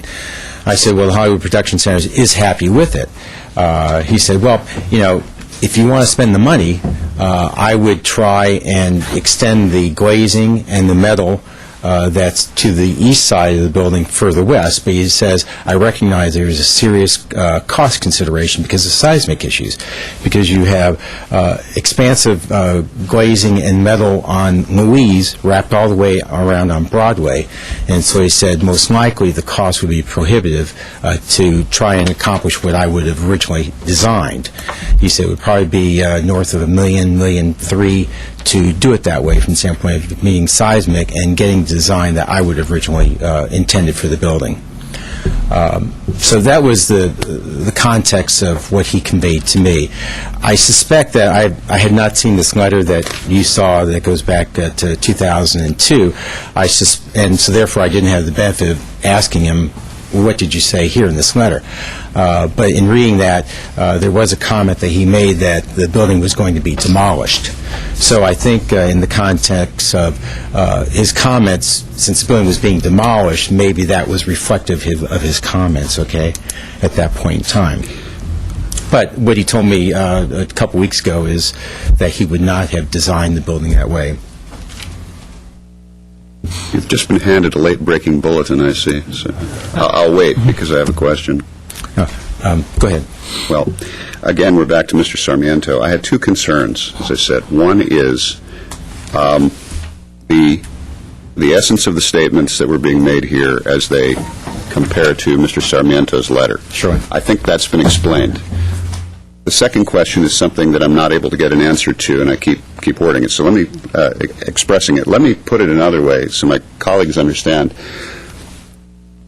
The historic integrity of a building or for that matter any other property, doesn't hinge on whether the creator thinks it has historic integrity. That's not the determination. Let me give you a pop culture example of that, okay? When Dean Martin was asked to make a recording of That's Amore? That's Amore, he refused. So they had to lift it out of the soundtrack from the movie. He said, no one will ever hear of this song again. Whether or not Mr. Sarmiento looked at that building and said whatever he said doesn't determine whether it is historic, number one. So I'm not interested in continuing to come back to Mr. Sarmiento. My question is different. My question is this. There has been a concern that because of the lateness of the final EIR being made available, we got it rather late. There's a concern on the part of the historic community expressed to me over and over and over today before coming here, and I tried to get some answers in that late hour on my way. I was not able to get any return calls from anybody. That because they have not had a chance to see the final EIR, what changes may have occurred with regard to assurances, as they put it in Arlene Vidor's letter as the president of the Glendale Historical Society back in November of 2007. So here's what she says in that letter. Okay. We have reviewed the owner's announced development plans and acknowledged that we have thus far found the general rehabilitation concept as described to us to be an acceptable solution for reuse to the structure. However, this review does not preclude full compliance with CEQA in that the city, and it goes on. Basically, the point is, what's changed? Has anything changed? They haven't had the chance to see the final EIR. We just got it. So that's all I'm trying to get at. Ms. Van Meiden. If I may, Mr. Mayor, members of the City Council, just direct your attention to the final EIR, which includes a copy of the letter from Ms. Vidor and the responses thereto, and that is in starting on page 5.0-8. The letter is dissected into issues, and then the responses to each of those issues that were raised in the letter are included in the final EIR. Those responses start on 5.0-11. There were 6 issues raised, responses in multiple paragraphs to each of those issues, through issue 6, finishing on 5.015.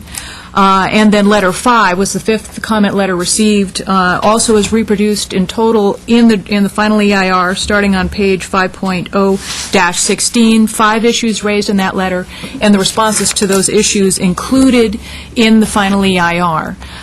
The conclusion, as Mr. Locacciato stated, that this building is not significant under CEQA, did not change based on both on the comment letters received and the responses that were given. But here's the issue, if I understand correctly.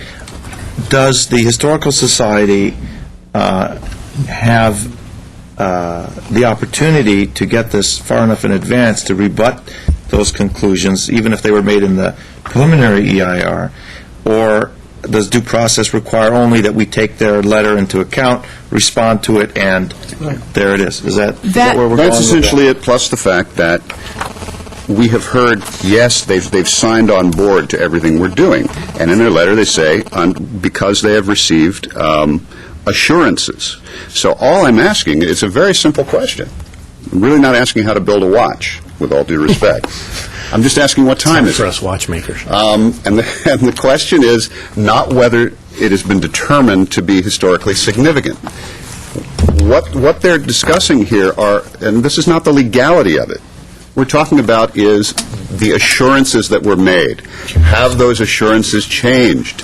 It's you know. Let me address that. Yeah. We've had a number of meetings with the various members of the society, and we've shown them what we plan on doing, which is what you have here. That has not changed. There's been no change to these plans since we originally presented them. So then, for the record, the assurances that have been made to the Historical Society back in November, when this was written, have not changed. Is that what we're saying? Right. For those who have not had the opportunity to see that final EIR because of the lateness, that's all I'm asking. Okay, I'm sorry. Yeah. Are we And that's for the record. That's what I'm trying to get at, on the record. Mr. Weaver. Based on my experience, the final ER is not debatable. You don't have a public hearing on it. You recognize the comments, you incorporate.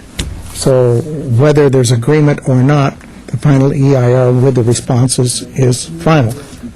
I'm probably off target what you're asking, but I'm just I wanna asking that make it be comment. that this answer to this question be on the record. That's what I'm trying to get at. Right, the exterior modifications that we've talked to them about and are reflected in these plans here have not changed. Mr. Yusefian. Ms. Van Wynden, when we do a draft, we have a 45-day review period, and then we give final EIR. How many day review period we provide?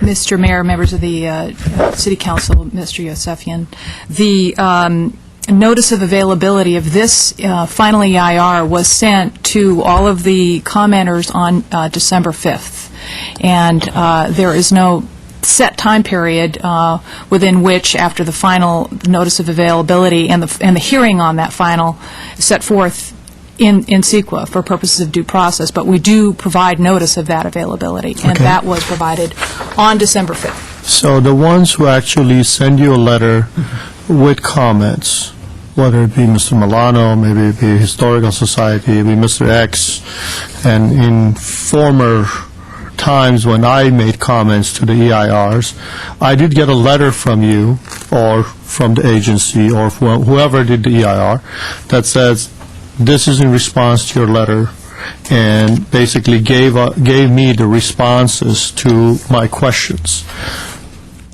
I don't want to even assume, so I'm asking you because I don't want to make a fool of myself. I'm asking, did that letter go out to the individuals who asked questions? My understanding, and I can be corrected by Mr. Ahern if I'm wrong, is that, yes, letters were sent to all of the commenters on the availability of the final, which included the responses to the comments made. So the response was sent to them saying, this is your concern, here's the response. No. Mr. Lansafine. No. I was just going to clarify, the type of letter that you are describing was not sent, and we've not done that in the last projects that I've been involved in. What we did send was a notice of all of these actions, including the availability of the final environmental impact report. That was mailed out on December the 5th for the availability on December 7th. CEQA requires a 10-day advance completion for those that are simply, that was the timing to complete this. So there is a requirement by CEQA, which is 10 days. For regional, I'm looking at Tony Locacciato, for regional and state. Okay. Mr. Lansafine, the requirements of CEQA are that any public agency that submits a comment letter is supposed to have a response in hand 10 days before a hearing to consider certification of the EIR. Any notice and beyond that is up to the discretion of a lead agency. But to comply with CEQA, actual responses have to be sent to public agencies, and my understanding is that's what the agency did here. Okay. Thank you for clarification. Appreciate it. Okay. Why don't we hear from some of the members of the public? Alan Lee.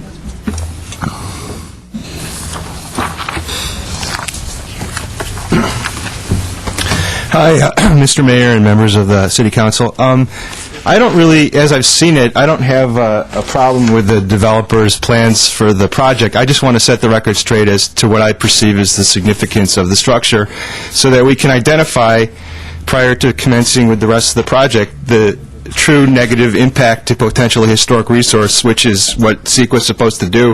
It's supposed to be used to identify historic resource, so that way, when you're trying to identify all the potential negative impacts, you're including in that potential negative impacts to a potentially historic resource.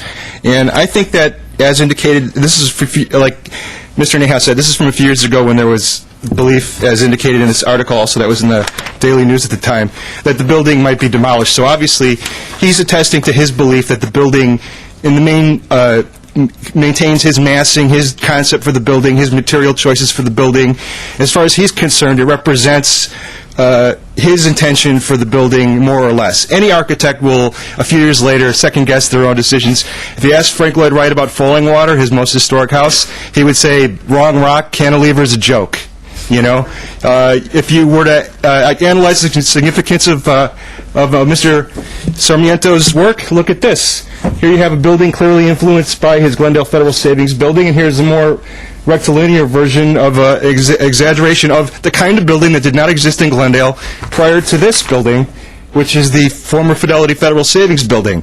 So you have here, from the same developer's own examples of their current projects, indications of the kind of influence that Sarmiento has had on Glendale, which is a primary consideration when identifying whether or not the architect is himself a significant person to the history and development of an area or municipality, in this case Glendale.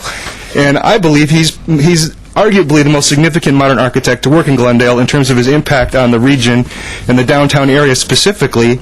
You can see his influence in these models. The roof line of there is clearly something that echoes the pedestrian level of the the Glendale Federal Savings building on Brand. His building contributes to a corridor when you have the church next to it, which is modern. The post office is a significant structure. There's a corridor there of significant buildings, which you can say it's a contributing structure to. I believe that the plans are good in terms of the reuse of the structure, the viability of the reuse. But what I don't appreciate in terms of identifying the significant negative impacts is the fact that the building is not treated as if it's a historic structure, even though in the development process, in the notes given by the Council and Redevelopment Agency during the RFP process, there was much language relating to this potential significance and how plans, and they ultimately were made, that would reflect the potential significance of the structure. So my only contention and interest in being here is to just really make a case for the significance of the structure being recognized in the process. You could cite mitigation. The project is currently designed, I think, is a good project, but I don't like the fact that you rewrite history in order to qualify the project in terms of as it's currently standing. Okay, I have any questions? Okay, thank you. Eric Ashton.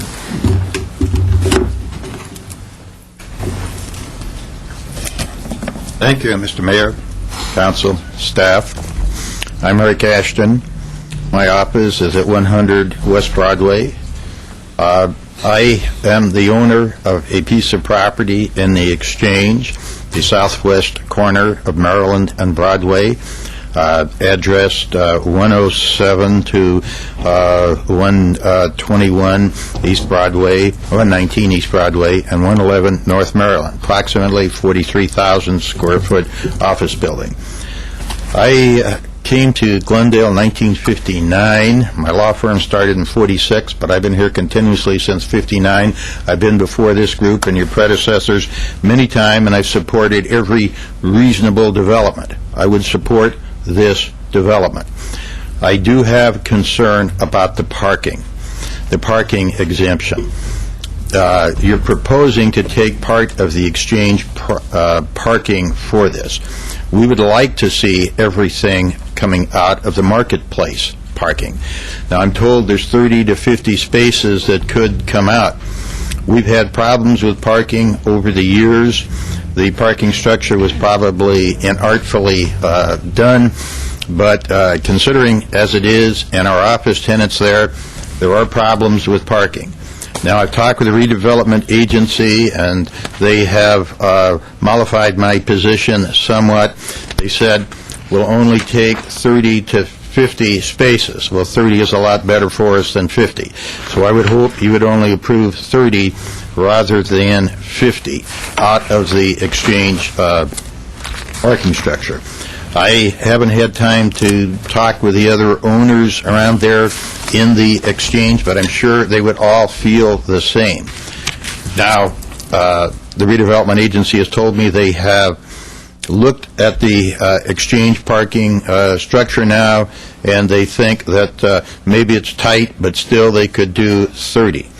Now, with the development that's coming in Glendale, The fact now that the large restaurant up there and the Italian restaurant Maurizo's that's closed, if that comes in, there'll be another drain on the parking structure there.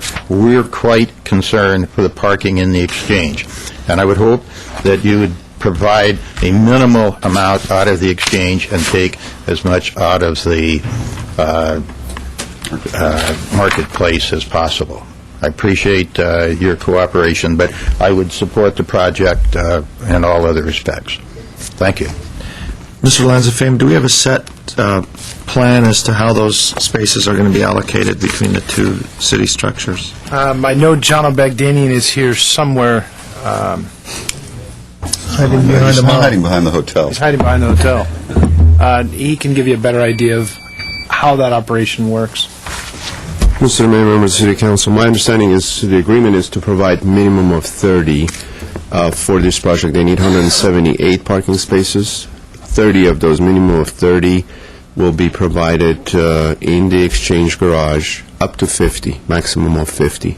The rest of the spaces, if we provide 50, 128 will be provided at the marketplace. So if, depending on the current capacity of the Exchange, we'll provide them the 30. Right now, we do have capacity for 30 at least. And then the 128 will be allocated in the marketplace garage. However, if the monthly parking is lower at the Exchange, we can go up to 50. We do sell parking to individuals, so we give priority to the tenants of the Exchange in Maryland, the ones who are originally part of the Exchange project, so they get priority. And if the City Council approves projects of this kind, we will give priority to this type of ownership or tenants that they have an agreement with the city. We will not be selling them as many individual monthly parking spaces. Those will be allocated at the marketplace. That's how we have been doing it. So we give priority to the ones that are in the Exchange. They're buying 20 or 15 or 30, whatever they need. If there's availability of individuals, we either give it to them on a month-to-month basis in the Exchange. If there is not enough parking in the monthlies for in the Exchange, we will shift them to the marketplace. And that's what we've been doing to increase the capacity of the Exchange to give priority to the visitor parking. In your office, your department will be monitoring the Yes, we do that on issues and the every month. allocation. We look at the monthly parking, and if we need to, we will not be selling additional monthly spaces. Just for your information, in the Exchange, for example, the lower level has 272 parking spaces. We sell 460 monthly parking. We almost sell it 1.5 times because not everybody parks their monthlies park there every day. On the average, we get about 200 of those spaces, or 180 of those spaces are being used from the monthlies. The rest of those are available because people come in different times of the day, early or late. That's why we sell more than we have, and it works okay. But we will do monitoring on a regular basis, on a monthly basis. Thank you. Next speaker is Barry Allen.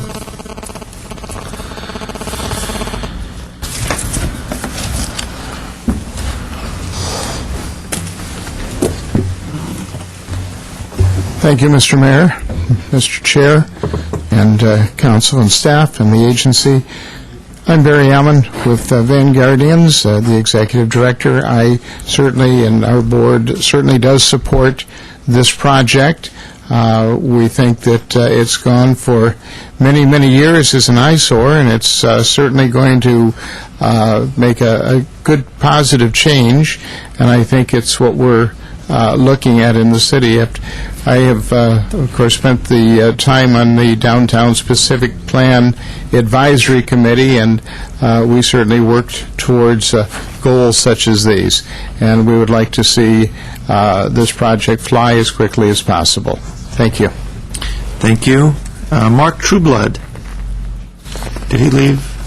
Mr. Ashton? Okay. Lucy Mardanovich. Hello.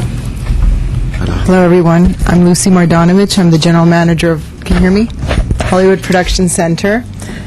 We have our first facility that was opened up 7 years ago in the city of Hollywood, and we came to Glendale approximately 3 years ago, opened our doors on November 15th, 2005, and we are growing into that vicinity of 401 North Brand, 121, and 413.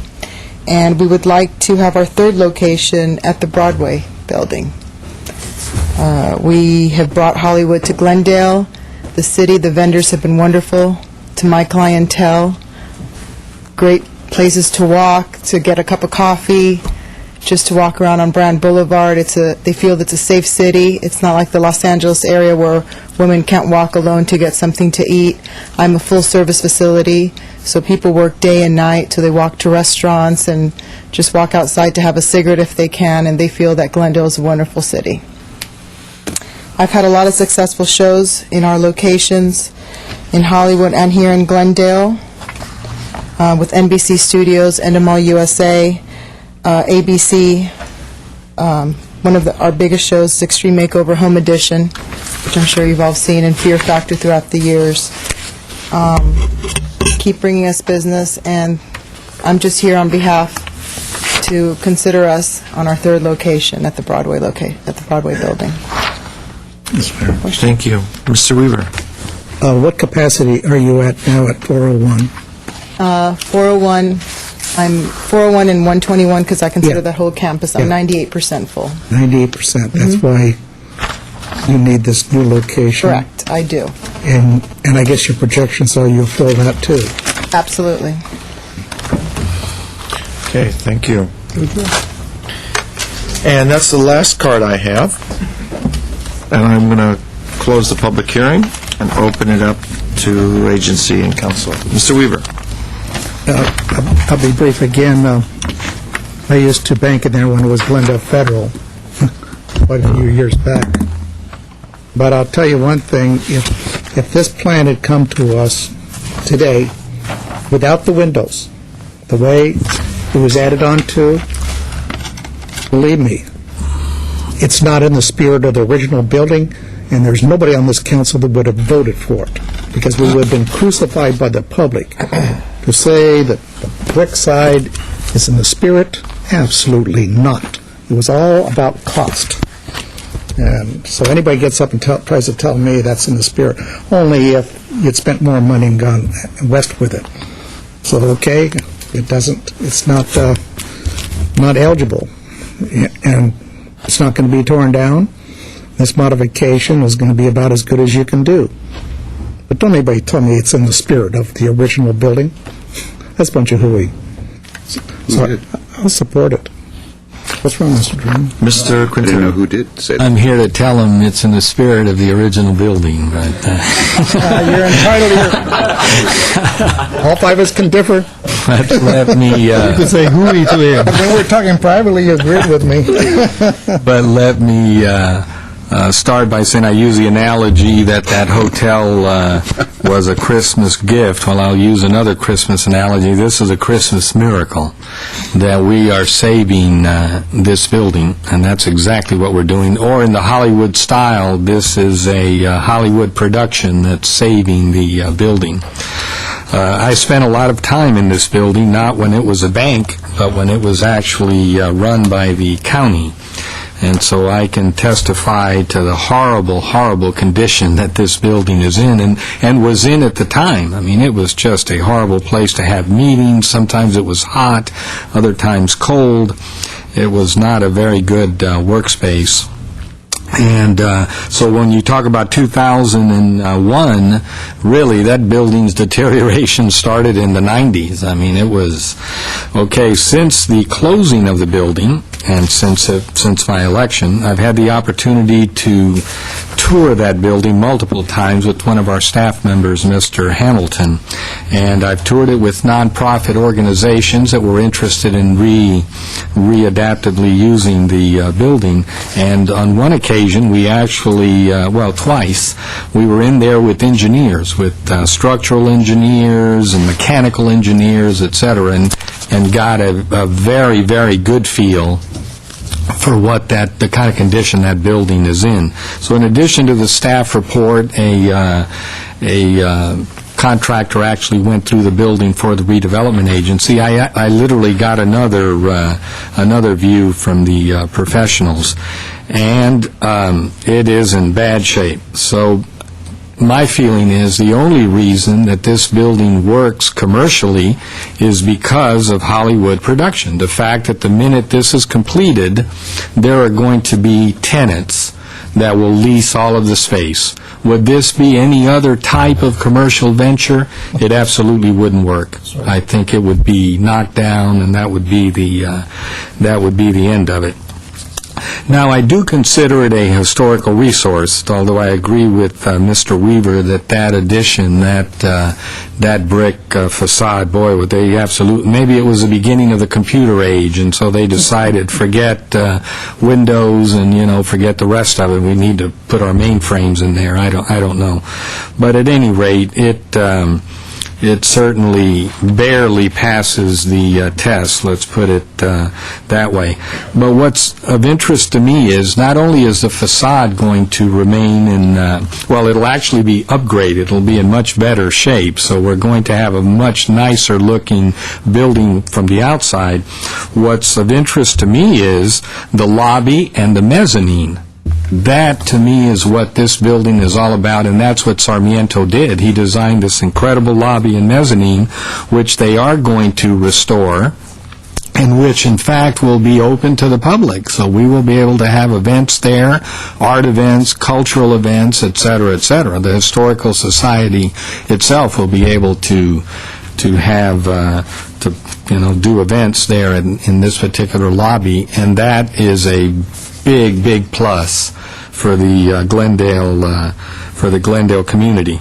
Now, in terms of safeguards, I understand what the Historical Society is talking about, but I think we have the safeguards in the development agreement.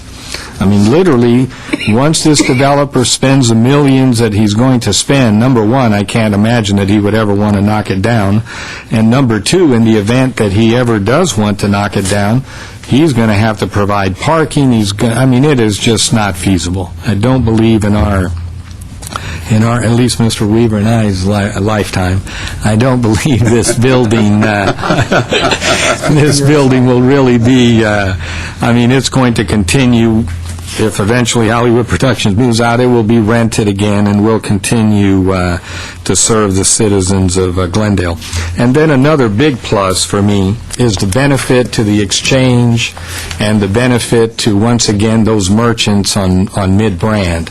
I know what it's like on Brand with the current Hollywood Productions, and I know the incredible amount of energy that business has created, the restaurants and all the rest of the energy, and I think that's going to be transposed to Broadway and transposed to Louise, and so it is just talk about a win-win. In addition to that, of course, the developer has given the city a very good price for this building. The parking structure at the marketplace is literally empty, so this will help to create some energy there. Some people may not shop at the Exchange, but they may go on to the marketplace. And then in terms of the condo project next to it, I think it's a very nice design. It's very interesting. It's going to obviously be a different buyer than we're going to have there on Orange and Wilson, but who knows, maybe some of these same younger Hollywood production types may wind up buying condominiums next door. But all in all, I'm very pleased. It's absolutely going to be a big boon to that immediate neighborhood, and once again, congratulations to the architect. I think you've done a great job. Mr. Mayor, could I just ask one more question? If we approve all this, will we have the capability to adjust the parking between the Exchange and the Maryland Street Garage in the future based on demand?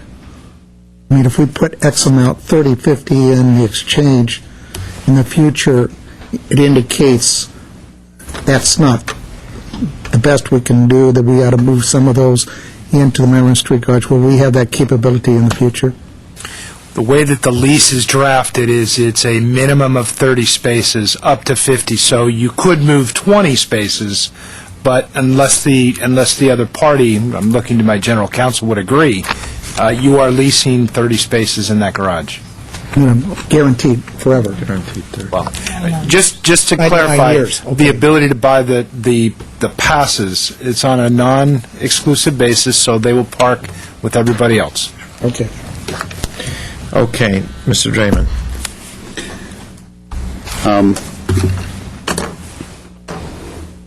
By the way, the concern is that at this stage was not the demolition of the building. That's not what I was asking, just for the record, in case you thought that was what I was asking, Mr. Quintero. I'm very happy with the design. I simply wanted the assurance that was described and has been described through the discussion and negotiations along the way, that those elements, particularly within the interior, are going to remain. And I think that was part of the question. In any case, what I like about this project, one of the things I like about it, is the use of the paseo.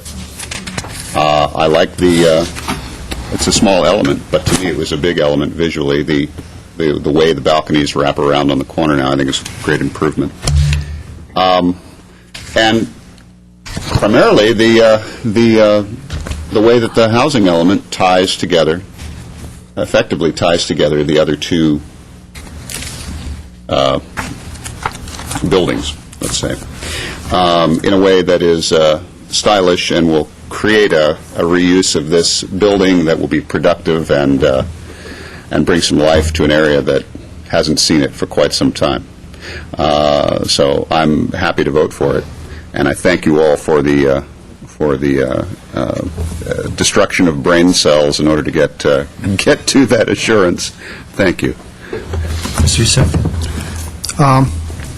I just have one question. I do see sample materials, as you know, I'm very picky on that. I did see stucco.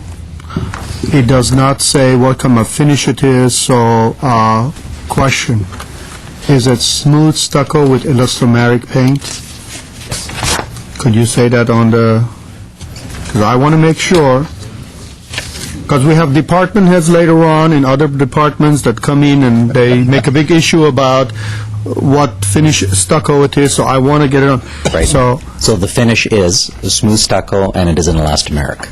Elastomeric. That's what I wanted to know. Thank you very much. I think this is going to be a good project. Both of them are going to be a good project. I must say, on another project, I found it interesting that the organizations had no problems. All they left is one concrete pillar, and they demolished the whole building.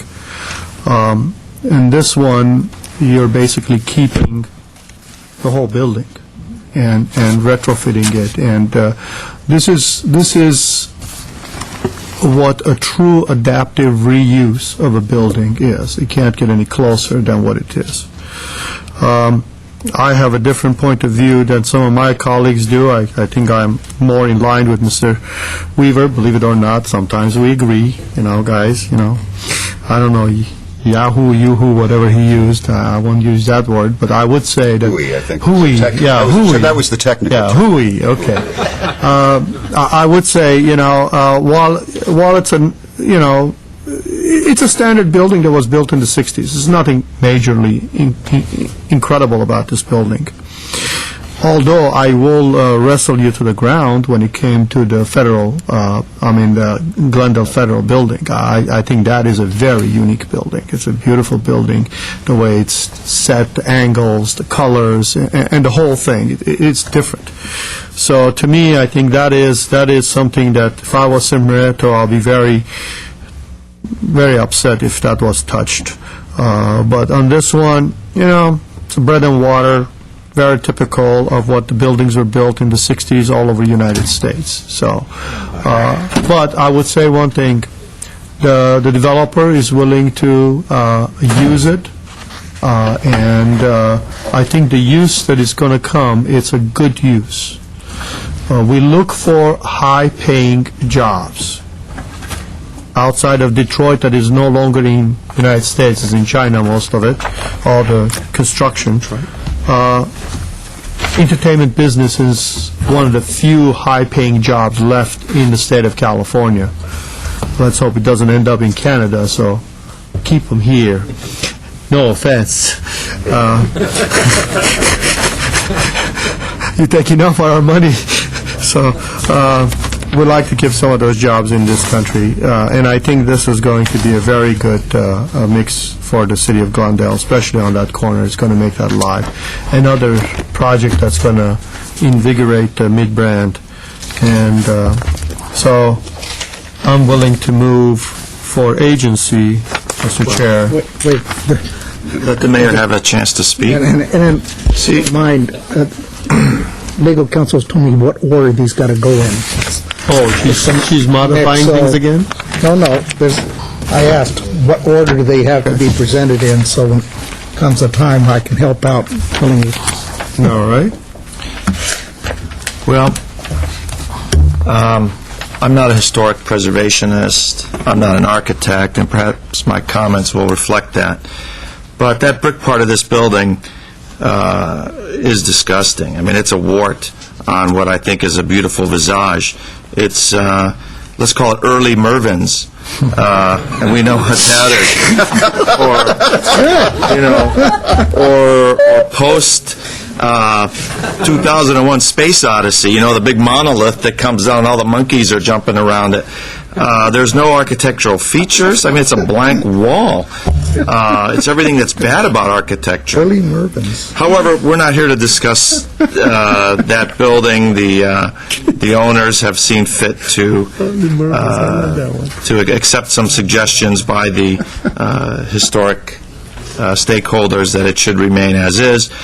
I think they've gone to great lengths to try and make the building work. The type of tenants that are going to come to that building, I must admit that I snuck off to the Hollywood Production Center Christmas party, and it's not the Glendale we used to know anymore, folks. They're young, they're creative, they're artistic, there's earrings and nose rings and tattoos and very vibrant and willing to spend their money and hopefully buy condos and patronize the local shops. So I think that's good for a little bit of that is good for Glendale. We talk about diversity. It's not just diversity of cultures, it's diversity of economic status and artistic ability as well. So I think the pluses to this project far outweigh any concerns raised in the EIR. I think I'm happy with the parking issues, as long as Mr. Bagdanian is going to be monitoring that so as not to overcrowd the exchange, the exchange, along with the concerns raised by Mr. Ashton. So I'm ready to vote for it, and now, Mr. Weaver, if you'd like to tell us how we should 2A do first, by itself. Is that a I'll make the council motion. or an Second. agency? For the agency, I'll move to Second it. I'll second it. All right, so we have a first and a second for the agency. Mr. Kasakian. Agency members Najarian. Yes. Quintero. Yes. Weaver. Aye. Yusefian. Aye. Chairman Draymond. I'll move 2B for the council. Second. Roll call, please. Council members Draymond. Yes. Quintero. Yes. Weaver. Aye. Yusefian. Aye. Mayor Najarian. Yes. Now I'll move 2C and H for the council. Second. Roll call, please. Council members Draymond. Yes. Quintero. Yes. Weaver. Aye. Yusefian. Aye. Mayor Najarian. Yes. Now we'll move 2, D, E, F, and G for the agency. Second. First and a second. Mr. Kasakian, please. Agency members Najarian. Yes. Quintero. Yes. Weaver. Aye. Yusefian. Aye. Chairman Draymond. Yes. And now, that To leaves I. H, Oh, H. 2H for the council. Second. Roll call? Council members Draymond. Yes. Quintero. Yes. Weaver. Aye. Yusefian. Aye. Mayor Najarian. Yes. And I'll introduce the ordinance at 2I, urgency ordinance. Thank you. And that concludes item 2. Item 3, please. Item 3 is Public hearing, Director of Public Works regarding conditional vacation of a portion of the first public alley located north of Broadway, west of Louis Street, and bounded on the west by existing north-south alley, vacation case number 163V. At 3A is council resolution ordering the conditional vacation, and at 3B is council resolution adopting plan number 12-222 to be filed in the office of the city clerk. This is a public hearing. I'm going to open it. I do have a card by Barry Allen.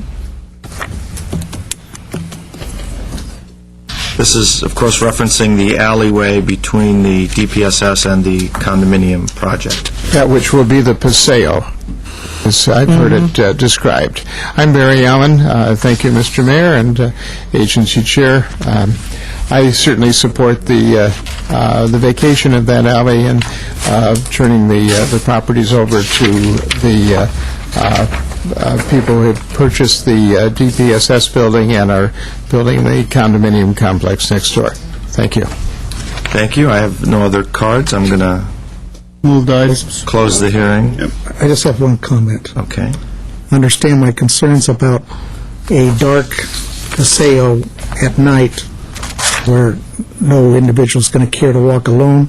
It will be gated on both ends. I guess at sunset, it'll be available to the residents that live there, and that the general public will not to be able to go down that paseo, which is a great safety factor. With that, I'll move 3A and B. Second. Roll call, please. Councilmember Strayman? Yes. Quintero? Public hearing. Yes.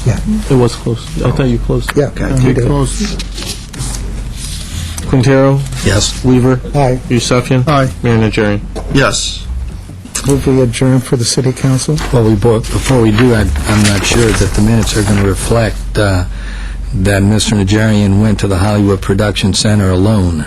Piercing is in all. Christmas, It's all in for the... that Christmas party. In his own words. In his own words. Motion to adjourn for council. Council is adjourned. That was... Strike it was that. a second. Strike that comment from the record, please. Move for redevelopment agency. Second. We have a first and second. We're adjourned.